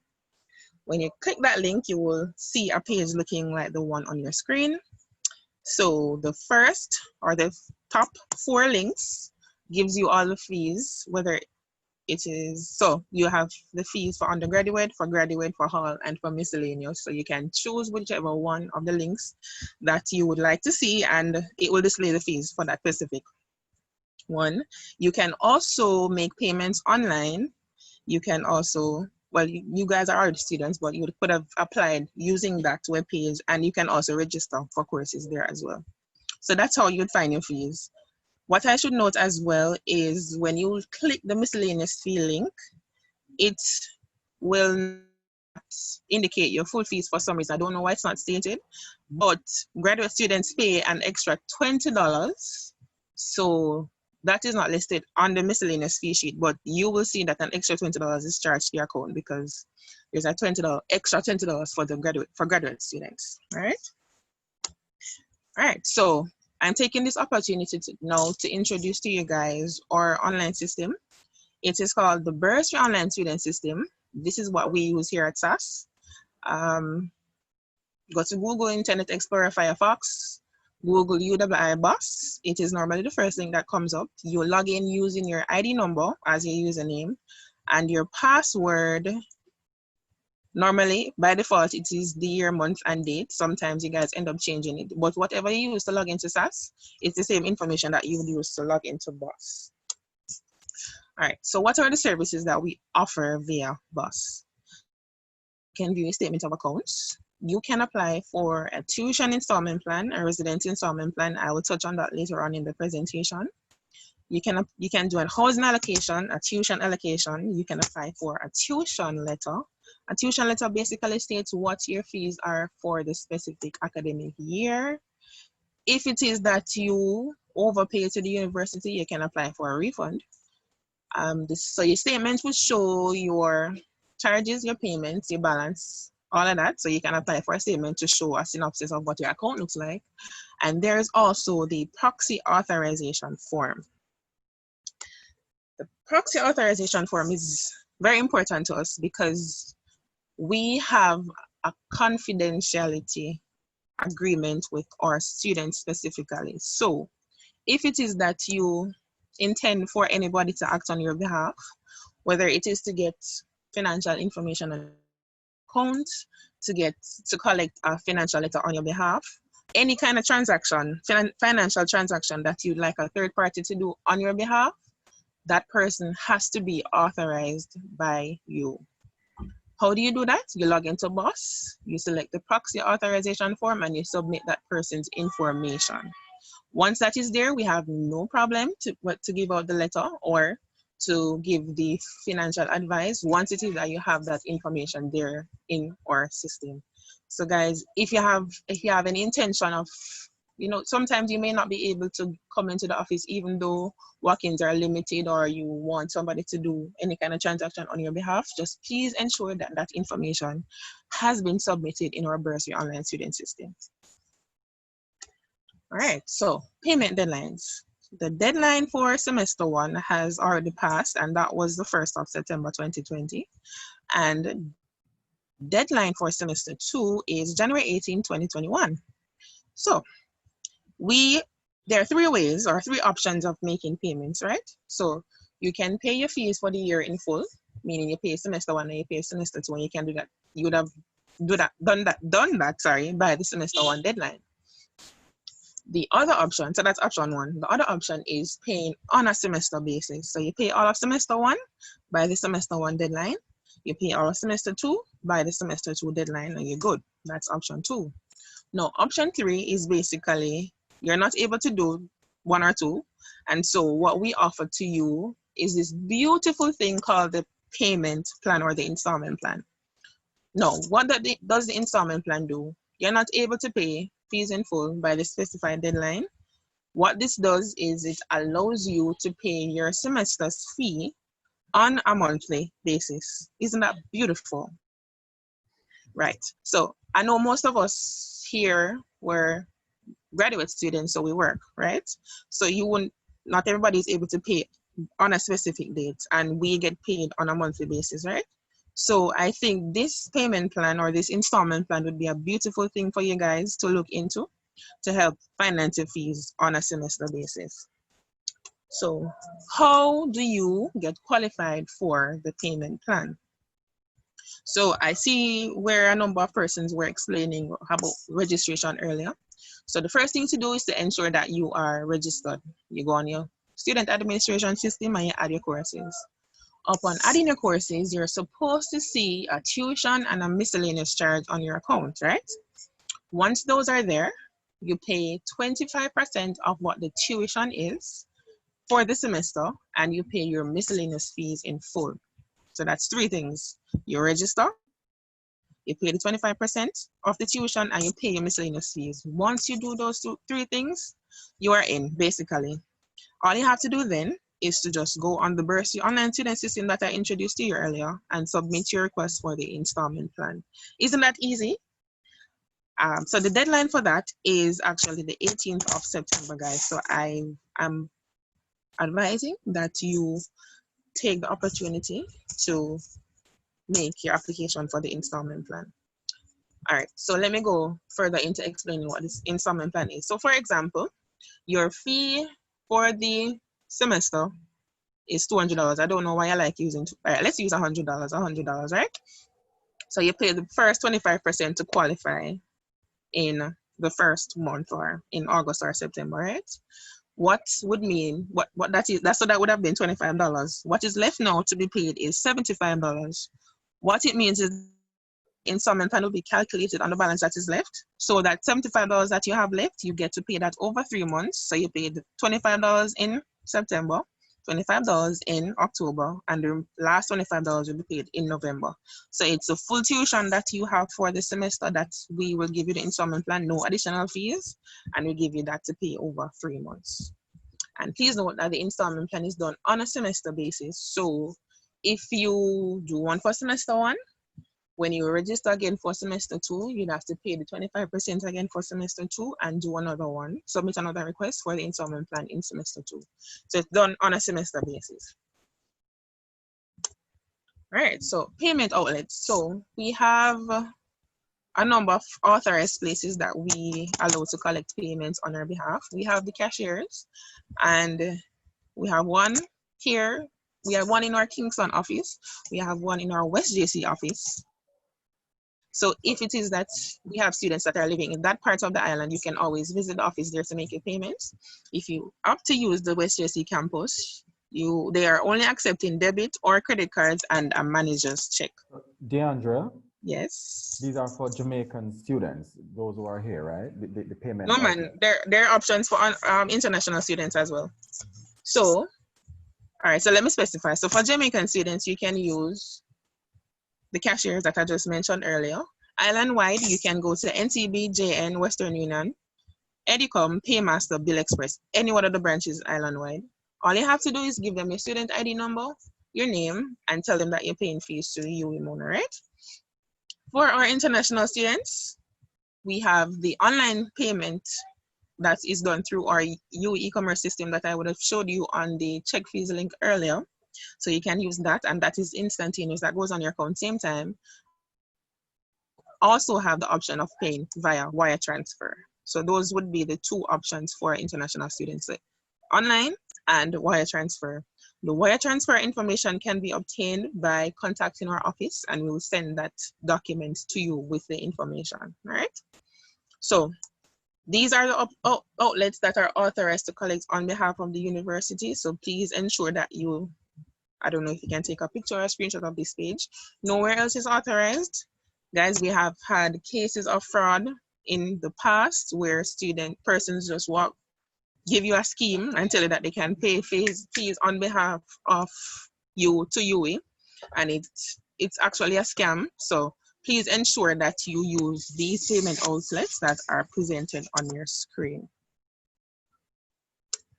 All right, so I would have given you 3 options or ways of paying your fees. You pay year, you pay per semester, or you do the payment plan.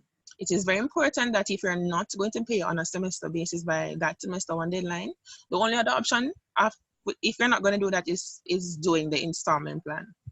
So if it is that you do not take up any one of those options that I would have laid out to you earlier, it means that you are going to have your fees outstanding for a period of time, and you'll be considered as a delinquent student, and so there are penalties to that. What are the penalties? There's a late fine that is charged to your account on the balance that you have outstanding, and this is charged on a monthly basis. For example, so semester 1's deadline was September 1st, right? Now, if at the end of September you still have your fees outstanding, it means that at the end of September, a 1% late fine will be charged on what you have outstanding to the university for semester 1, and that will keep happening until your balance is cleared. Another penalty is that you won't be able to sit your exams. There's a financial hold that will be placed on your account. You won't have access to your records to see your grades. If these fees are prolonged, are outstanding for a prolonged period of time, it means that the university actually has the right to send your information to a collection agency and eventually to a credit bureau. So guys, it is very important that you take up the payment plan if you're not able to pay everything by the semester 1 deadline. If you're having trouble, let us know. Reach out to us. We will get in contact with you. Let us work something out. Let us have a conversation. Let us speak. That is what we are here for. So please reach out to us and let us know what is happening. All right, so this basically is the last slide with information. This is our contact details. We are opened Mondays to Fridays, 8:30 a.m. to 4:30 p.m. There is our contact information listed for both the Bona and the West JC campuses. I know many persons might be saying that they're calling us or they're sending us emails and they're not getting through. Guys, we have scaled down to in a drastic way. We have limited amount of staff members working, so we might not be able to get to your call. So we suggest that you send an email. The email queue is packed, but we are trying our best to get through to you as soon as possible. So if you don't receive a response within our slated 24-hour period, we will get to you eventually, I promise you, because I was actually working on emails today. So if we don't get back to you within a specific, within the 24 hours, we'll get to you eventually. If you can't wait on the email, then we suggest that you send a WhatsApp. The WhatsApp might be packed as well, but I promise you, we'll get to you because we're actually working on them. So yes, that is it for my presentation today. I would advise you as well to take a screenshot of this page to get our contact details so that you can reach out to us. And that is it for my presentation. Welcome to the University of the West Indies. Thank you, Deandra. And for those students who have the questions, you can continue to put your questions in the chat, and Cara will continue to relay those questions to Deandra. We're going to hop over. 1 second, Jovan. Yes, I saw a question about students that they're part-time and they're seeing full-time fees on your account. All you have to do is reach out to us. It just means that the account needs to be triggered. Once it's triggered, the system will change or put the correct fees on the account. So reach out to us. We'll get that done for you. If you're registered and you're not seeing your charge as well, it's the same thing. Reach out to us and we'll trigger the system so that the charges can come on. Okay. Thank you so much. Thank you so much, Deandra. No problem. We're going to hop over now to Charmaine McKenzie, who's the coordinator of the campus office of online learning, and she'll be making a presentation on learning online. Thank you, Jovan, for that. Did someone speak? I think they're just not on, they're just muted, but okay. I would like to share my screen, please. Okay. Thank you.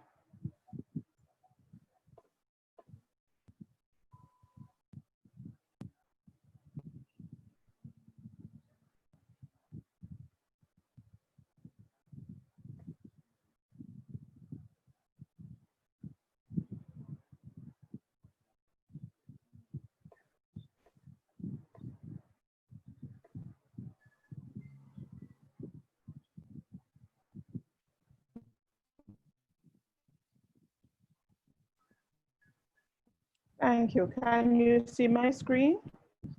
yes. Good, thank you. I will show my face at the end.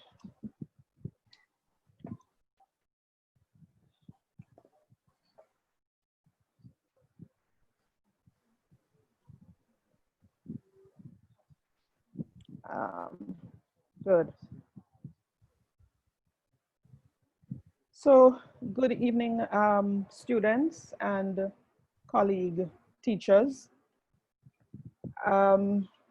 It seems as if both Professor Aldrey and the Dean were peaking when I was preparing my presentation because they picked up on the same things that I am going to talk about. But I'm going to put what I am saying in the context of online learning, studying online. So bear that in mind. And I listened to students as they introduced themselves, and I heard, you know, your commitment, your early commitment, and your sense of purpose in going through this program and choosing this program.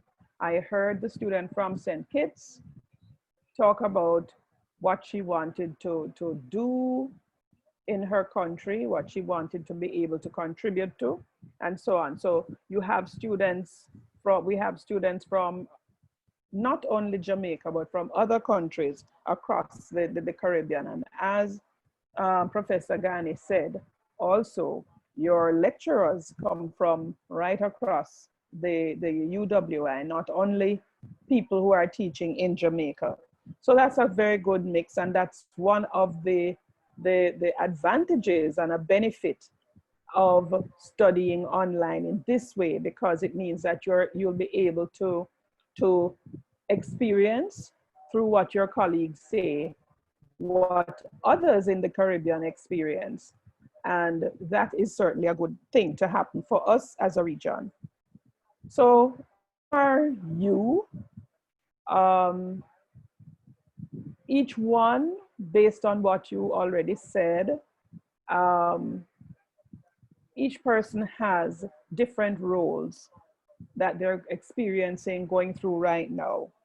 Some may be parents, you could be an employee, you could be an employer, a caregiver to your parents, grandparents, could be involved in community activities, involved in church activities. There could be other things that you're doing, all integral parts of you, and now you're adding another role. You're adding the role of an adult learner. So that's something that you have to think about. And as the program goes along, and when you meet me again at another point, we will probably tease that out some more. Being an adult learner is different from being a learner who is in sixth form, who is in first form, any of those things. There are certain expectations, certain, you know, which I've indicated here, some of them. One of the key things about adult learners is that you have other roles. So taking on learning is an additional role to the other things that you do. And so any program that you study online will take that into consideration. The fact that you have gone through certain experiences and you bring to the program certain additional experiences as an adult, as a worker, a parent, a caregiver, someone with other engagements and possibilities. And so what is different about studying online? Why is it different? What makes it different from studying face-to-face, going to a campus, apart from the fact that it's not a physical thing? Well, what's different?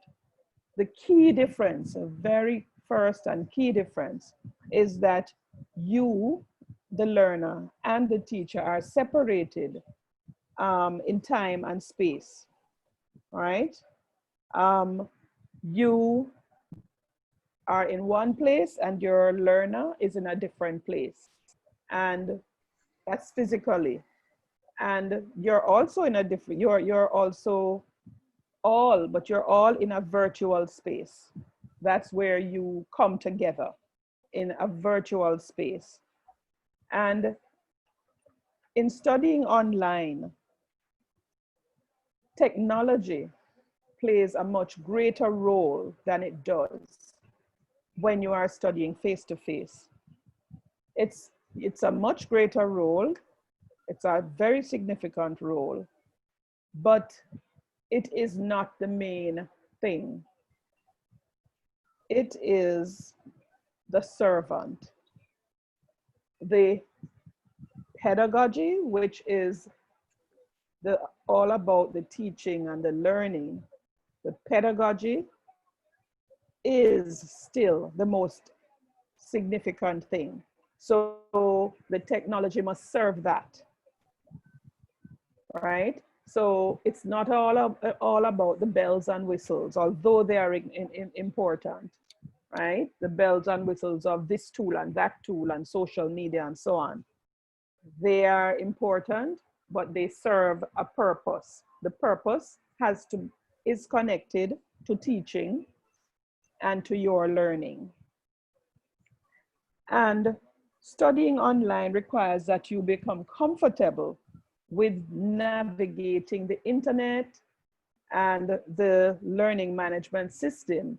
I heard somebody mention our VLE to you earlier. I think it was Professor Henry Lee. She spoke about the learning management system, which is what's going to be the key thing that is used, as in particular for the asynchronous aspect of delivering your courses.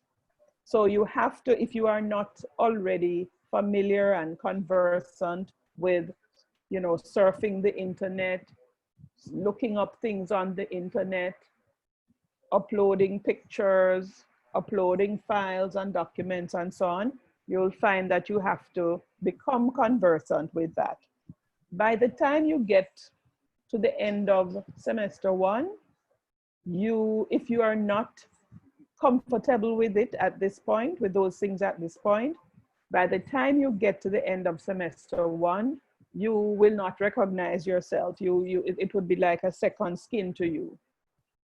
The other thing is that since you are dispersed virtually, you will have to use the library virtually.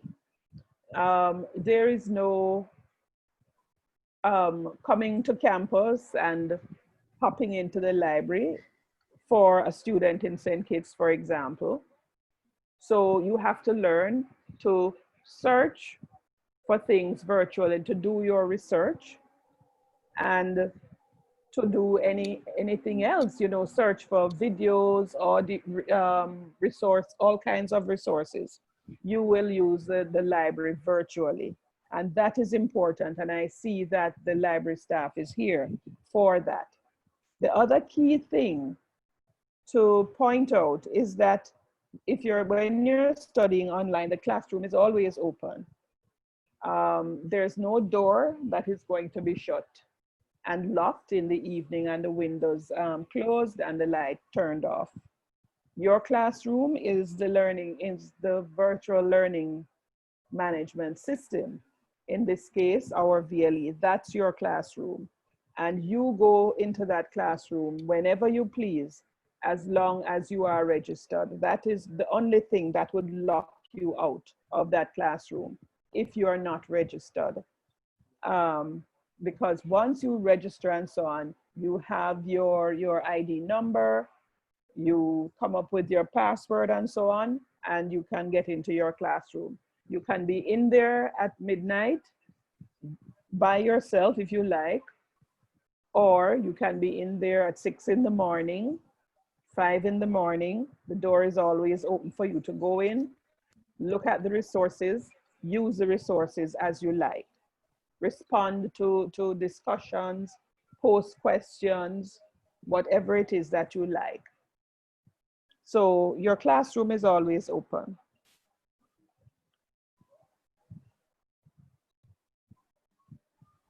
But you, as an adult, there are certain things that you need to, certain ways of engaging, ways of being that you have to come into if you're not already there. And I think from what I heard people saying that you're committed already. You're committed to what you've come to the program to take away from it. And that's a good thing. You'll have to be disciplined. And the dean spoke about that too, because it requires you to pay attention, to do things for yourself, do a lot more for yourself in terms of setting your schedules, keeping to your schedules and so on. And so you have to have a strong sense of responsibility. The whole idea is that you have to be responsible for your learning, ultimately. Yes, your lecturers will do what they have to do, but you will have to be responsible, take full responsibility for your learning. So as Professor Henry Lee said, for example, if you don't understand something, it will be up to you to try and identify, first of all, what it is you don't understand. It's never a useful thing to say, I understand nothing. I don't understand anything. You have to try and find out and figure out what it is that you don't understand, to ask the right questions and get the right answers. And you also have to be very good at managing your time. Many of us are not good at that, but we have to develop the discipline and come up with schedules and so on to manage our time well when we are studying online. I've done it myself. I've studied online, and you know, it was quite an eye-opening experience for me, because I'd been working in online education for a while. I had been telling people about managing their time and so on, and I had to find out for myself what it was like for students to do that on their own. So to manage your time, I'm suggesting that you set a schedule and try and stick to it. What time, it's good to, what I eventually did, and it was very helpful, was to decide when was best for me to log on and to see what was going on in the course. Was it a good time at 6 in the morning? Was it a good time at 6 in the evening? And how often would I do that? Was it every other day, every evening for an hour? Around what time? And set a schedule in terms of doing your assignments as well. Make sure that you keep abreast of when assignments are due, and make sure that you stick to that. How much time will you need? And we know that it's not always possible to do an assignment at one go, to sit and do it at one go. So you may need to set aside an hour today, another hour tomorrow, an hour in the morning, an hour in the evening, whatever it is, to get your assignments done. But once you set a schedule, please try and stay with it. Set aside also time for doing research, separate and apart from doing assignments. Set aside time for doing your research, for reading, for studying. And what I forgot to say there is set aside time for just thinking, because that is a very important thing. Just, sort of going into yourself, reflecting and thinking about what you have to do. You may have to, take a walk. Somebody mentioned taking breaks and so on. Take a walk, do some exercise, listen to some music, whatever it is, so that you free your mind to think and then come back refreshed to do what more you have to do. So organize yourself and how you use your time. As I mentioned, make a note of due dates for assignments for each of the courses. Find tools that help you to keep track of the assignments, of your assignments. So you can use the calendar on your phone, for example. Use Google Calendar. Make a note of when assignments are due right there, and make sure that you check when the assignments are due. It could also be a physical diary if you prefer that. So just make sure to jot these things down. Don't try and keep it all in your head. You'll be doing more than one course and you can get confused and make mistakes. So try and make note of all the assignments that you have and when they are due. And check the due dates. And that's, every now and then you look back at it to see when something is due, to remind yourself of it and of any other tasks that you have due, because you'll find that you have discussions to do or other kinds of presentations, right? And you need to keep on top of when those things are due. So organize yourself and how you use your time, using any means that works for you.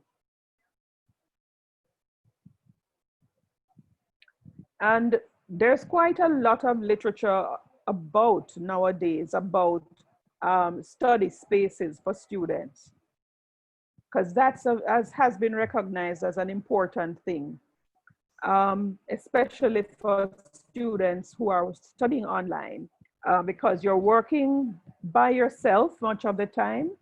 So you need to set aside some space somewhere to do your work. Make sure to have a separate space for working than the space that you use for relaxing and leisure and so on. So try not to make that space your bed, right? Don't make the space for working your bed. Try and find some space in your house or wherever it is, where you can study and work without distraction. So make sure that the space that you identify, if you don't currently have one, is a space where you can work without this distraction.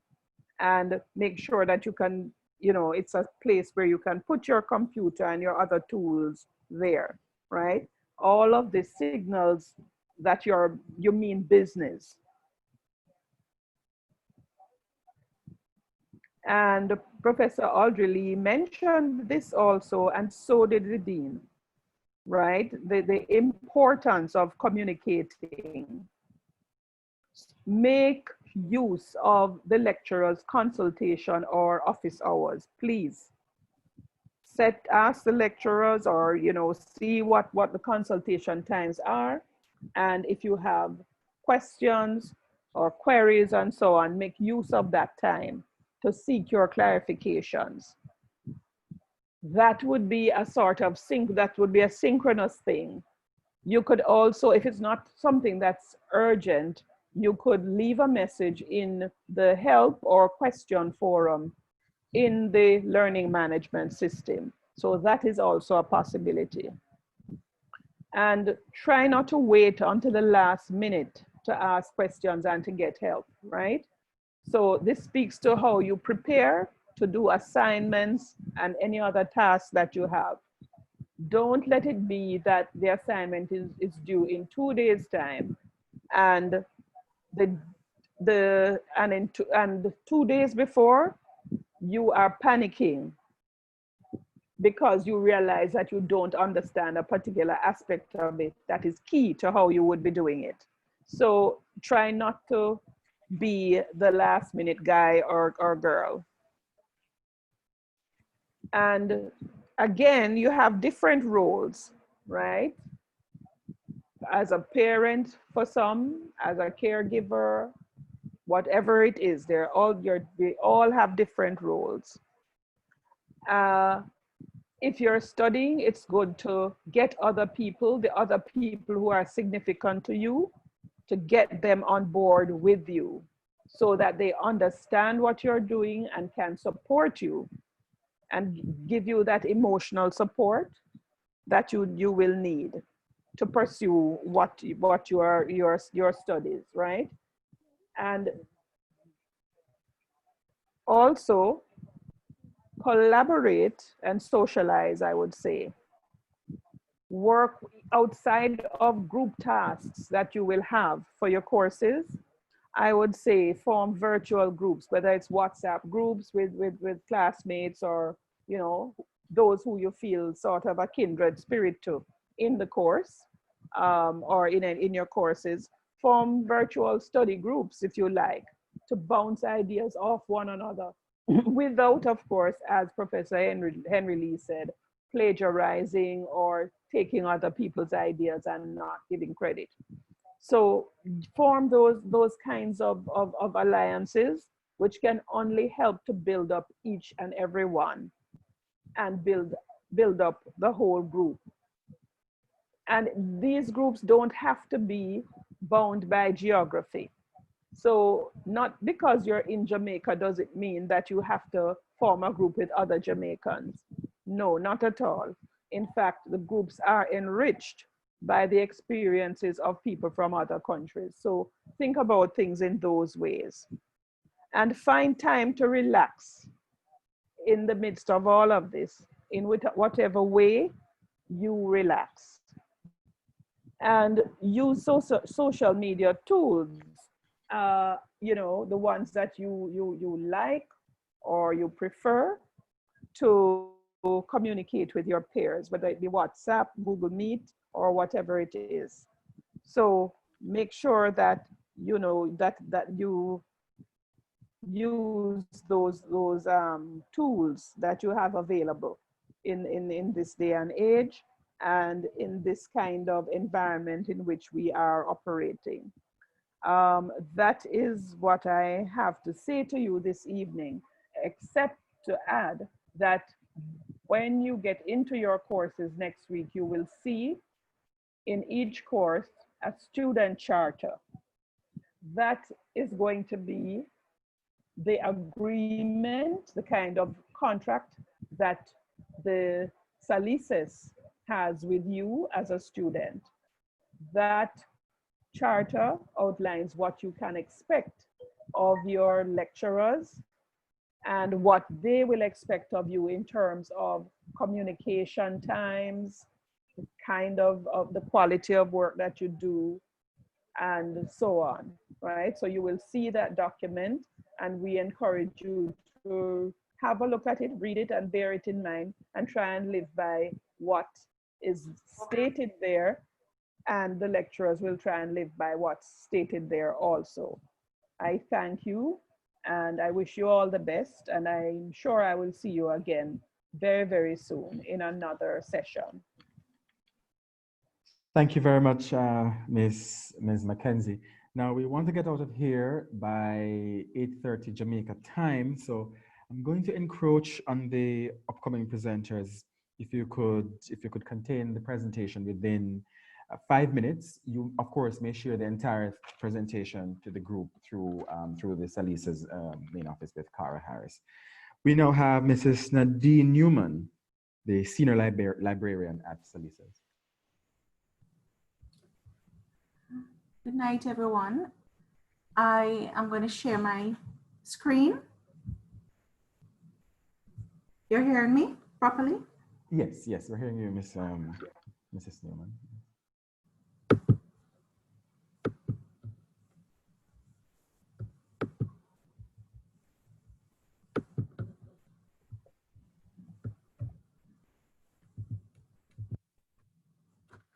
Okay. Good night, everyone. Special welcome to our new and returning students. I am the Senior Librarian at the SALISES Mona Library, which is called the Norman Gervan Documentation Center. We also have a library at Cave Hill, which is called the Ordine Wilkinson Library. And at St. Augustine, we have a collection which is located in the Alma Jordan Library. So in terms of collections, the library provides access to both physical and virtual scholarly information. So physical in the form of books, monographs, serials, government documents, unpublished papers, conference papers, to name a few. Virtual in terms of ebooks and other online materials and online databases. And the virtual aspect is very important, especially for those students who are not physically located in Jamaica. We also have a number of services in-house: printing, binding, photocopying, scanning. On virtual, we have live chat, which is available via the main library page. And we also provide assistance with bibliographies, citations, and general information literacy skills, such as locating academic scholarly resources efficiently, such as helping to improve your research skills, helping with the quality of your academic assignments, and also aiding with referencing your work correctly to avoid plagiarism, as Professor Henry Lee indicated in her presentation, which would result in, of course, you getting a no grade for your assignment. All registered students at the university have online access to the abundance of e-resources all day, every day, and everywhere. You can use your laptop, your tablet, your smartphone to access these resources, and it will make your research so much easier in the long run. The library also offers access to over 40 international, specialized, and multidisciplinary databases. Students will also have access to digital collections and virtual reference. So, to connect to the library resources remotely, you'd have to click that link, which is at the top of the presentation there.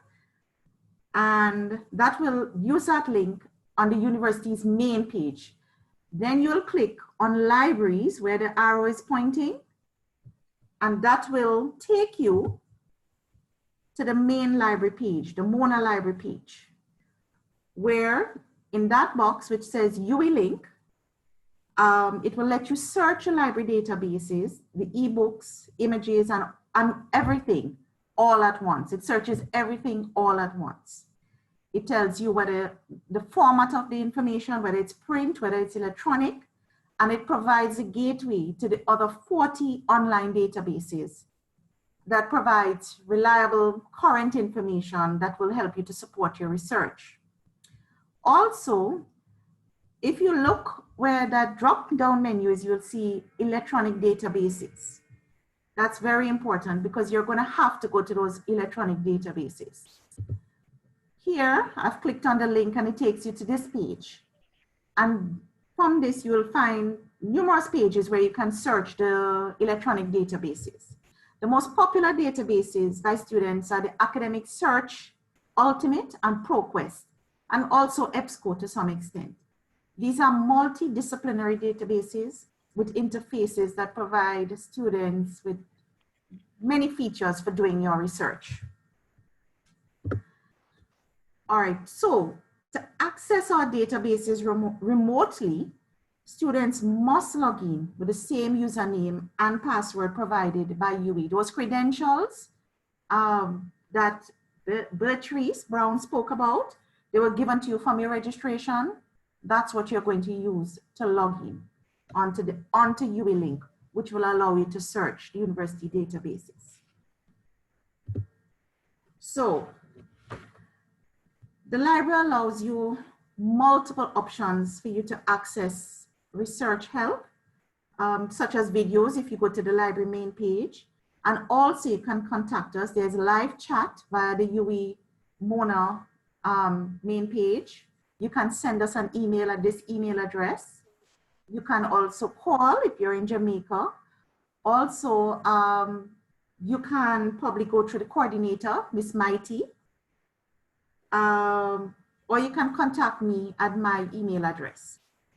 As graduate students, I think that you would have been doing research for your undergraduate program. So all of these things about the library should not be unfamiliar to you. You should be very familiar with searching for information. But my best advice to the students, Shamin mentioned some things, and I'm going to say this from the experience of having students come to me. Please don't wait until you have an assignment to do your research. Then my inbox is going to be filled with emails, so I'm going to be getting a lot of calls for persons wanting information at the same time. So time management is very important, so manage your time. Secondly, there are a lot of resources online. You have to know how to use them. You have to decipher which ones are reliable and trustworthy, but I would say make use of those resources and seek help early. That's what my best advice to you. Students in Jamaica, you will be able to come into the library. You will be able to access all the Mona libraries with your ID card, ID number, and the SALISES library. We have several resources to help you succeed, and we're looking forward to hearing from you. Just want to say to you, the library's virtual door is always open. Use it. Thank you. Thank you very much, Mrs. Nadine Newman. Now to the presentation on the data bank by Richard Leach.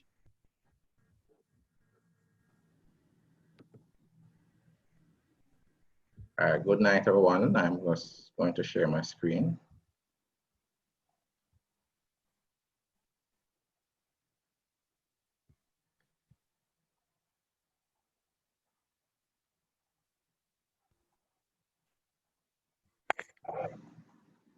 Okay. All right. A warm welcome to all new and returning students. I'll just briefly introduce you to the Derrick Gordon Data Bank. Now, the Derrick Gordon Data Bank is responsible for sourcing, acquiring, documenting, archiving, and making a microdata set throughout the Caribbean region available to facilitate research. We are responsible for managing the ICT for the institution, specifically where it comes on to data management and teaching, and lately marketing was added to our portfolio. I like you to meet our teams, a small, diverse team, very dedicated. I oversee the data bank. as a data bank manager. We have a secretary, we have an online tutor who is also a social media specialist, in my view, and also Mr. Orange Spence, who is the marketing officer. And we live by the acronym TEAM: Transformation, Excellence, Accountability, and Mission Driven.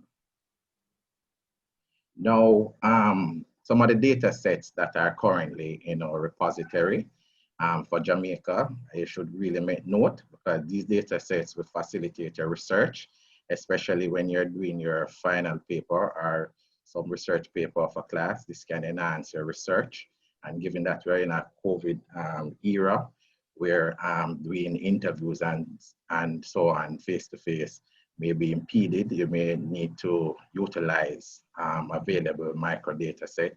A popular one for Jamaica is the Survey of Living Conditions. We have all the years, the Jamaica Census, the labor force. Some of you may be familiar with some of these data sets. They're available in SPSS. We have it also in state and SAS if you use those statistical programs. We also have some data sets throughout the Caribbean territories, the labor forces, some of the censuses, and so on. Extensive list is on our website, so you can go on our website and see the list that is available and how to access these data sets. Our unit is responsible for maintaining the online presence of the Institute, so we're responsible for the MONA website, the updating. So if there's an issue you see, you can let us know. If you think that you need additional information on the website, we're always open to that. You can let us know. So responsible for the MONA site, we're responsible for the regional website. We also have a regional website, the social media presence, all of that falls under the data bank. So you can, we made this slide available, so you'll be able to access all of those media. We also offer printing services. That's for those who can physically come in or so on. But what we do is provide an email where a person could email the document, and we print it, and then they will collect it. So we do offer printing and scanning. You can be contacted. You can send me an email, richard.leach@uimona, also at SALISES, and we are normally prompt. We try and respond as quickly as possible. Where data set request is concerned, we try and do within 24 hours. Sometimes it take a little longer based on the number of requests, but we try and fill those requests as quickly as possible. Thank you. That's it in a nutshell. Short and spicy. Thank you very much, Richard. And now for some reflections and alumni support, we throw to Miss Alison Fong. Hi, everybody. Hi. It's been a lot of information, hasn't it been, guys? And you're beginning to feel a little overwhelmed? Well, I'm here to assure you that you can do it. I'm Alison Fong, and I'm the current president of the SALISES MONA alumni. And before I go any further, I'd like to acknowledge the other members of the executive team who are here with us. Jovan, of course, who is chairing the session tonight, and Michael Miles, who I'm going to invite to say a few words when I'm done. Dr. Dacia Leslie is also an alumna, and of course, Professor Henry Lee herself, Dr. Northova, and Dr. Dylan Allain are graduates of the precursor to SALISES, but you'll hear all about that history. You've had it, but you'll learn it by the time you're done. Okay, first of all, I'd like to say thank you to Professor Henry Lee and the SALISES team for including us in this orientation session to meet and to welcome this new cohort to this phase of your academic careers at what has been described, I'll have you know, as the best kept secret at the UWI. It is absolutely wonderful to see the diversity in the academic and professional backgrounds and in country of origin as well. The virtual world makes such a difference. I urge you, capitalize on that diversity in your interactions. Each of you brings your own experience and your expertise to the program. And as Professor Henry Lee has urged you, you know, share, and share. It was wonderful to hear of the pathways to the program, and your backgrounds. I listened to Shayon, who knew that this is the right program for her. Avilona, who's always wanted to do this program. Alberta, who describes herself as CSME personified. I love that. Jabari, who has a languages background and a keen interest in regionalism. Norman, with a youth development background. And here I want to make a special shout out to a young man named Keenan Falconer, who's also UE Stat Ambassador, and who I know is a high performer, and to say I'm looking forward to hearing good things about you, young man. The program is an exciting one, and it is designed to challenge you and help you to develop your critical thinking skills. Don't be daunted by the online environment or the content. Ms. Mackenzie has assured you already of the advantages of the online environment, and you have a wonderful, dedicated faculty who are committed to your growth and development. SALISES graduates are well placed around the Caribbean and globally. Prof. Henry Lee has just shared a wee glimpse of our alumni, and I can assure you there are many, many, many more. So what are the alumni doing? Not much right now. COVID just mashed us up. That is basically it. But we continue to support you. We're still here with you right now. We're committed to SALISES and to seeing the student numbers grow. And I'm absolutely delighted to see the number this year. And we're looking forward to seeing those grow even more in the future. We are also prepared to help with mentoring students. And the graduate world can be a little lonely and it could be a little daunting, but we're here to support you. We may have to rethink the modality of matching students with mentors, but I'll let you know, I'm good for Caribbean regionalism, so I'm available for that.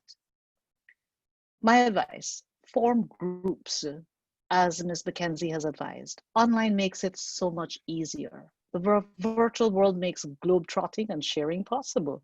I can be in 2 meetings at the same time. Don't do that too often. It can be challenging. WhatsApp, Zoom, Google Meet, they're all available to you. As Ms. Mackenzie has also told you, share outside of your classrooms and your group assignments. Support each other. It's so important. Remind each other about assignments, about classes. It can make such a world of difference just to check in on someone to see how they're doing. And I will reiterate all that has been said, as I say, about reaching out and staying in touch. Stay in touch with each other. Reach out to your lecturers. The SALISES support team is fabulous. They're wonderful. I mean, Cara has been answering all the questions that have been asked in that chat. I'm just amazed at what they have been up to doing. Together, you will succeed. I'm looking forward to your graduation. Welcome and good luck. And I'd just like to ask Mike to say a few words, Jovan. Mike. Yeah, I'm here. Hello, everyone. Good night. Ladies and gentlemen, all protocols in place. Welcome, guys. Thank you, Alison, for that start out. My name is Michael Miles, as was said before. And well, basically, guys, I'm just here to just give you a very brief, history with my whole experience with SALISES. And as Alison said, UA's best kept secret. And I can't believe that after 13 years, whoa, that's long. That sounds pretty long. But after 13 years, I'm still referring to SALISES as UA's best kept secret. That's how I saw it when I just went in, and by the time I completed the program, that was confirmed. Now, so I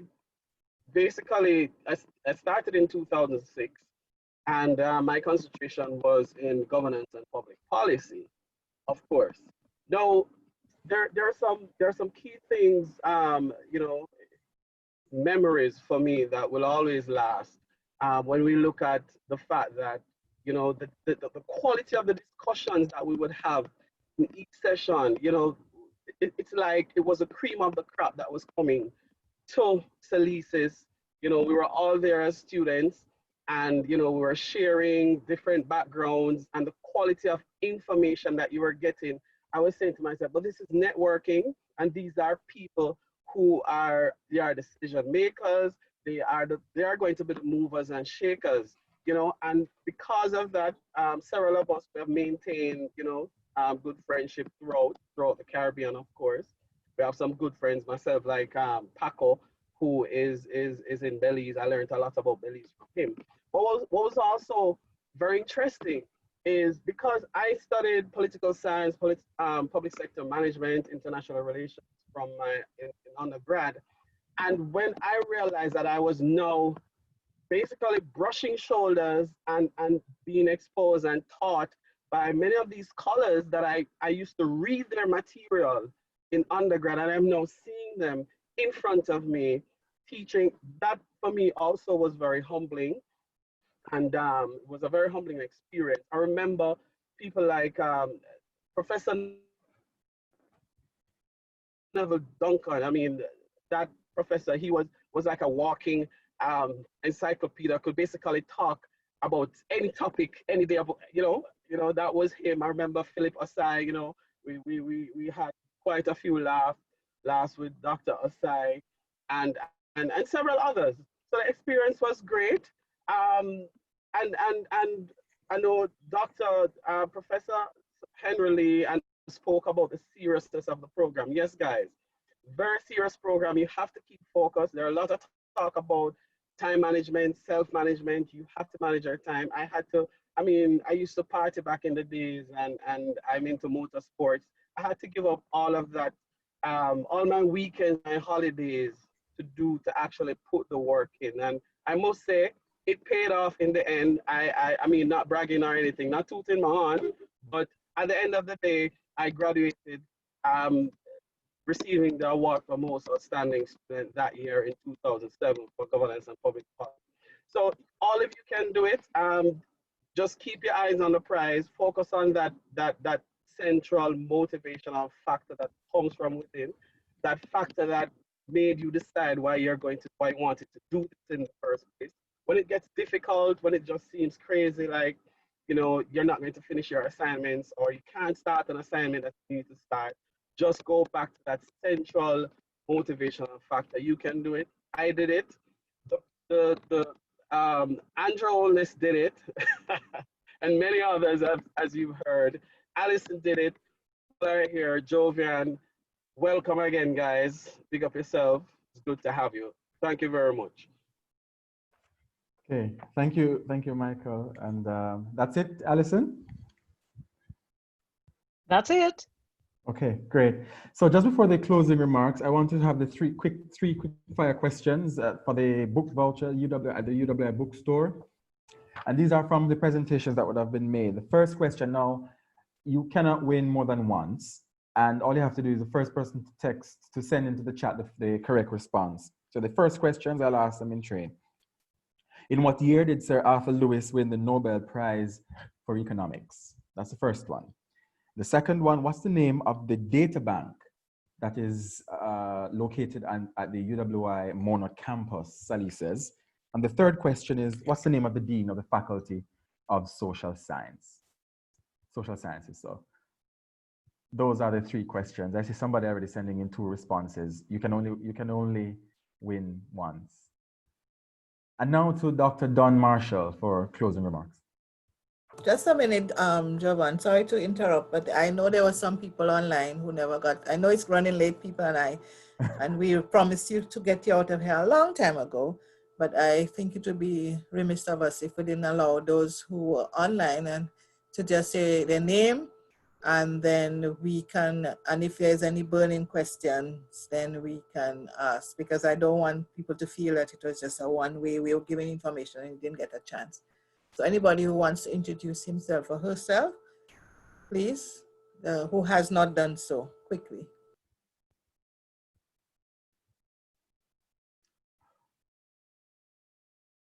I had seen Dr. Skeet, Roshana is there, Cara, Yanor, Justice.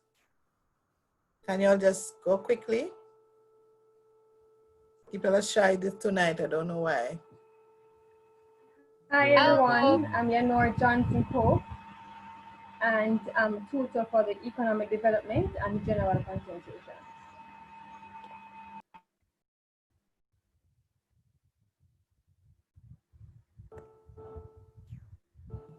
Hello? Anybody else? Prof, I'm here. You hearing me? Yes. Good evening, everyone. I am Cara Harris, Administrative Officer, SALISES Mona. Nice to meet you, and we look forward to having you with us.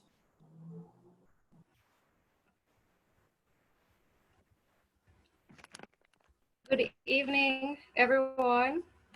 Not sure if you can see me, but Rashana Maiti, Admin Secretary to the MSc Development Studies Program. Welcome, thanks for joining us. And remember, you were handpicked, so just do your best, and I'm sure you'll all be successful in the end. I'm here in case you need anything, so don't hesitate to reach out.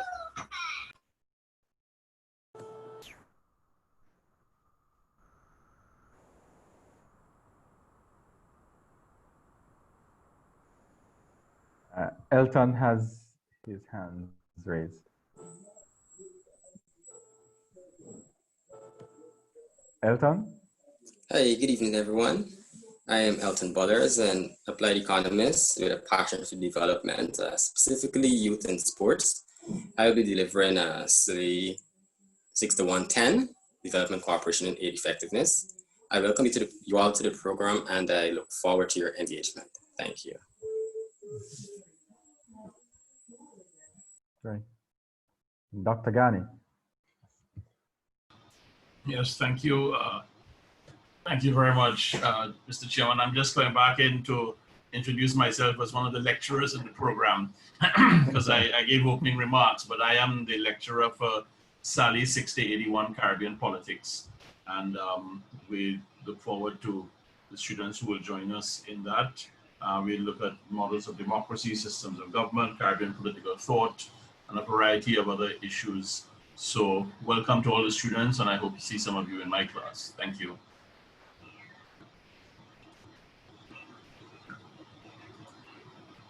I think that's it, Prof. So, Dr. Marshall.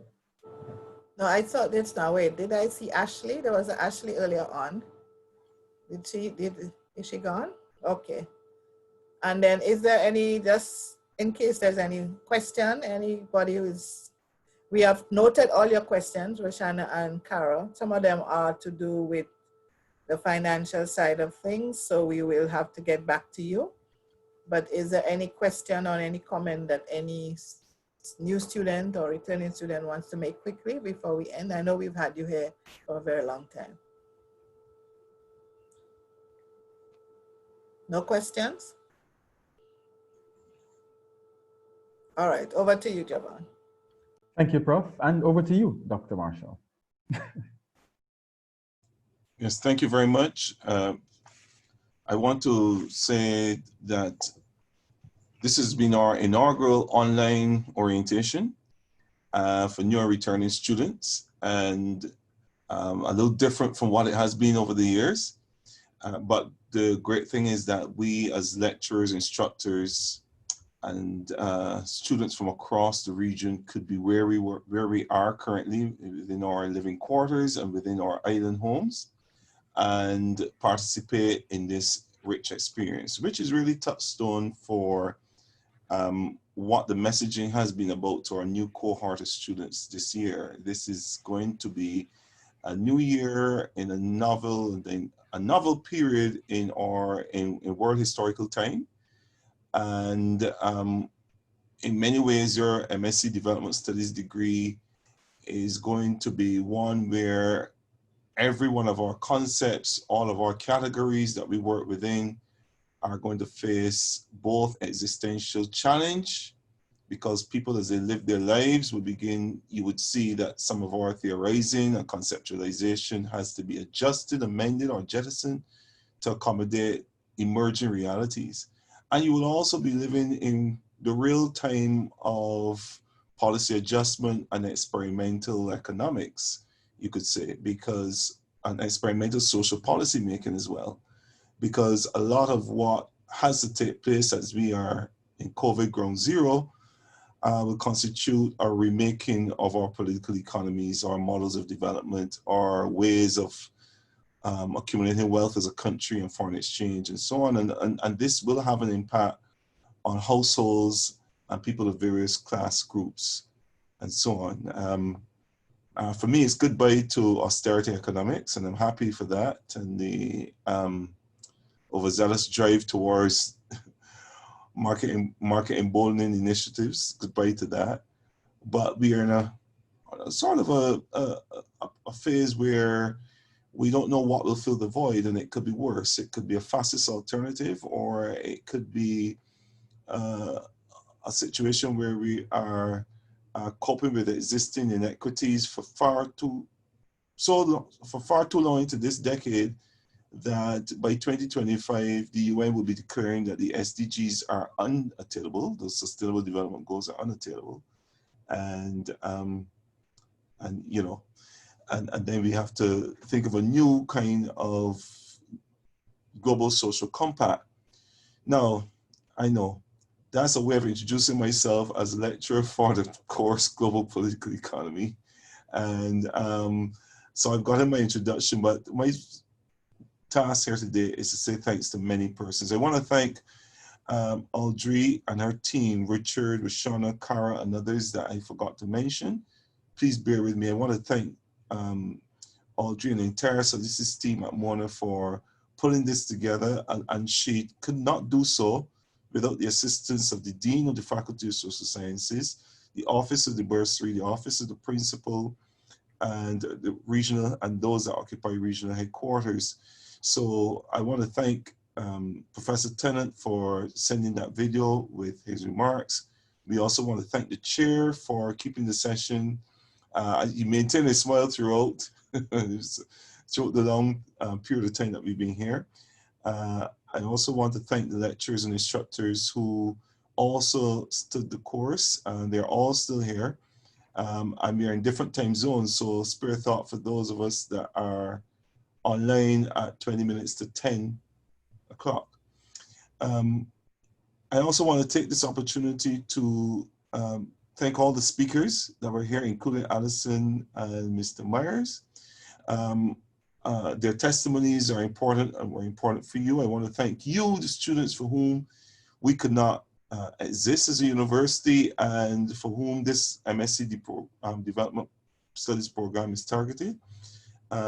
I do hope that you listen to what the bursary officials, registration officials, and what Ms. Mackenzie would have said about the online experience, to take it in, but embrace it all, embrace the challenge. The bursary is there in full recognition.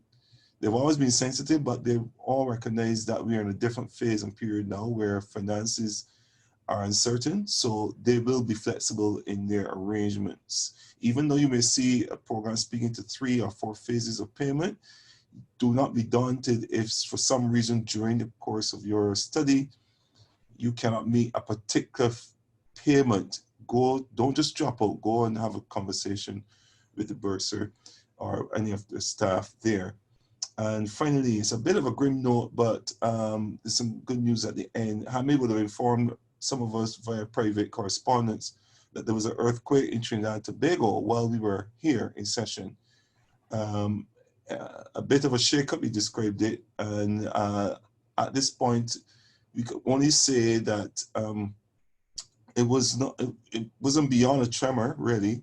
And we await further news and official news about that. But our prayers and our hopes are with many persons in Trinidad and Tobago that everything I was shaking as well. Eh? Dylan, where are you? Oh, yes, I have to remember you're not home in Jamaica. Where are you, Dylan? I'm in Port of Spain. Of course, you're the heart of it. Yeah, so our understanding and concerns reach out to the people of the Twin Republic, and we hope that we can hear positive news that it was really just a tremor and that there's no aftershock in the next 2-3 days or upsurge in tidal activity.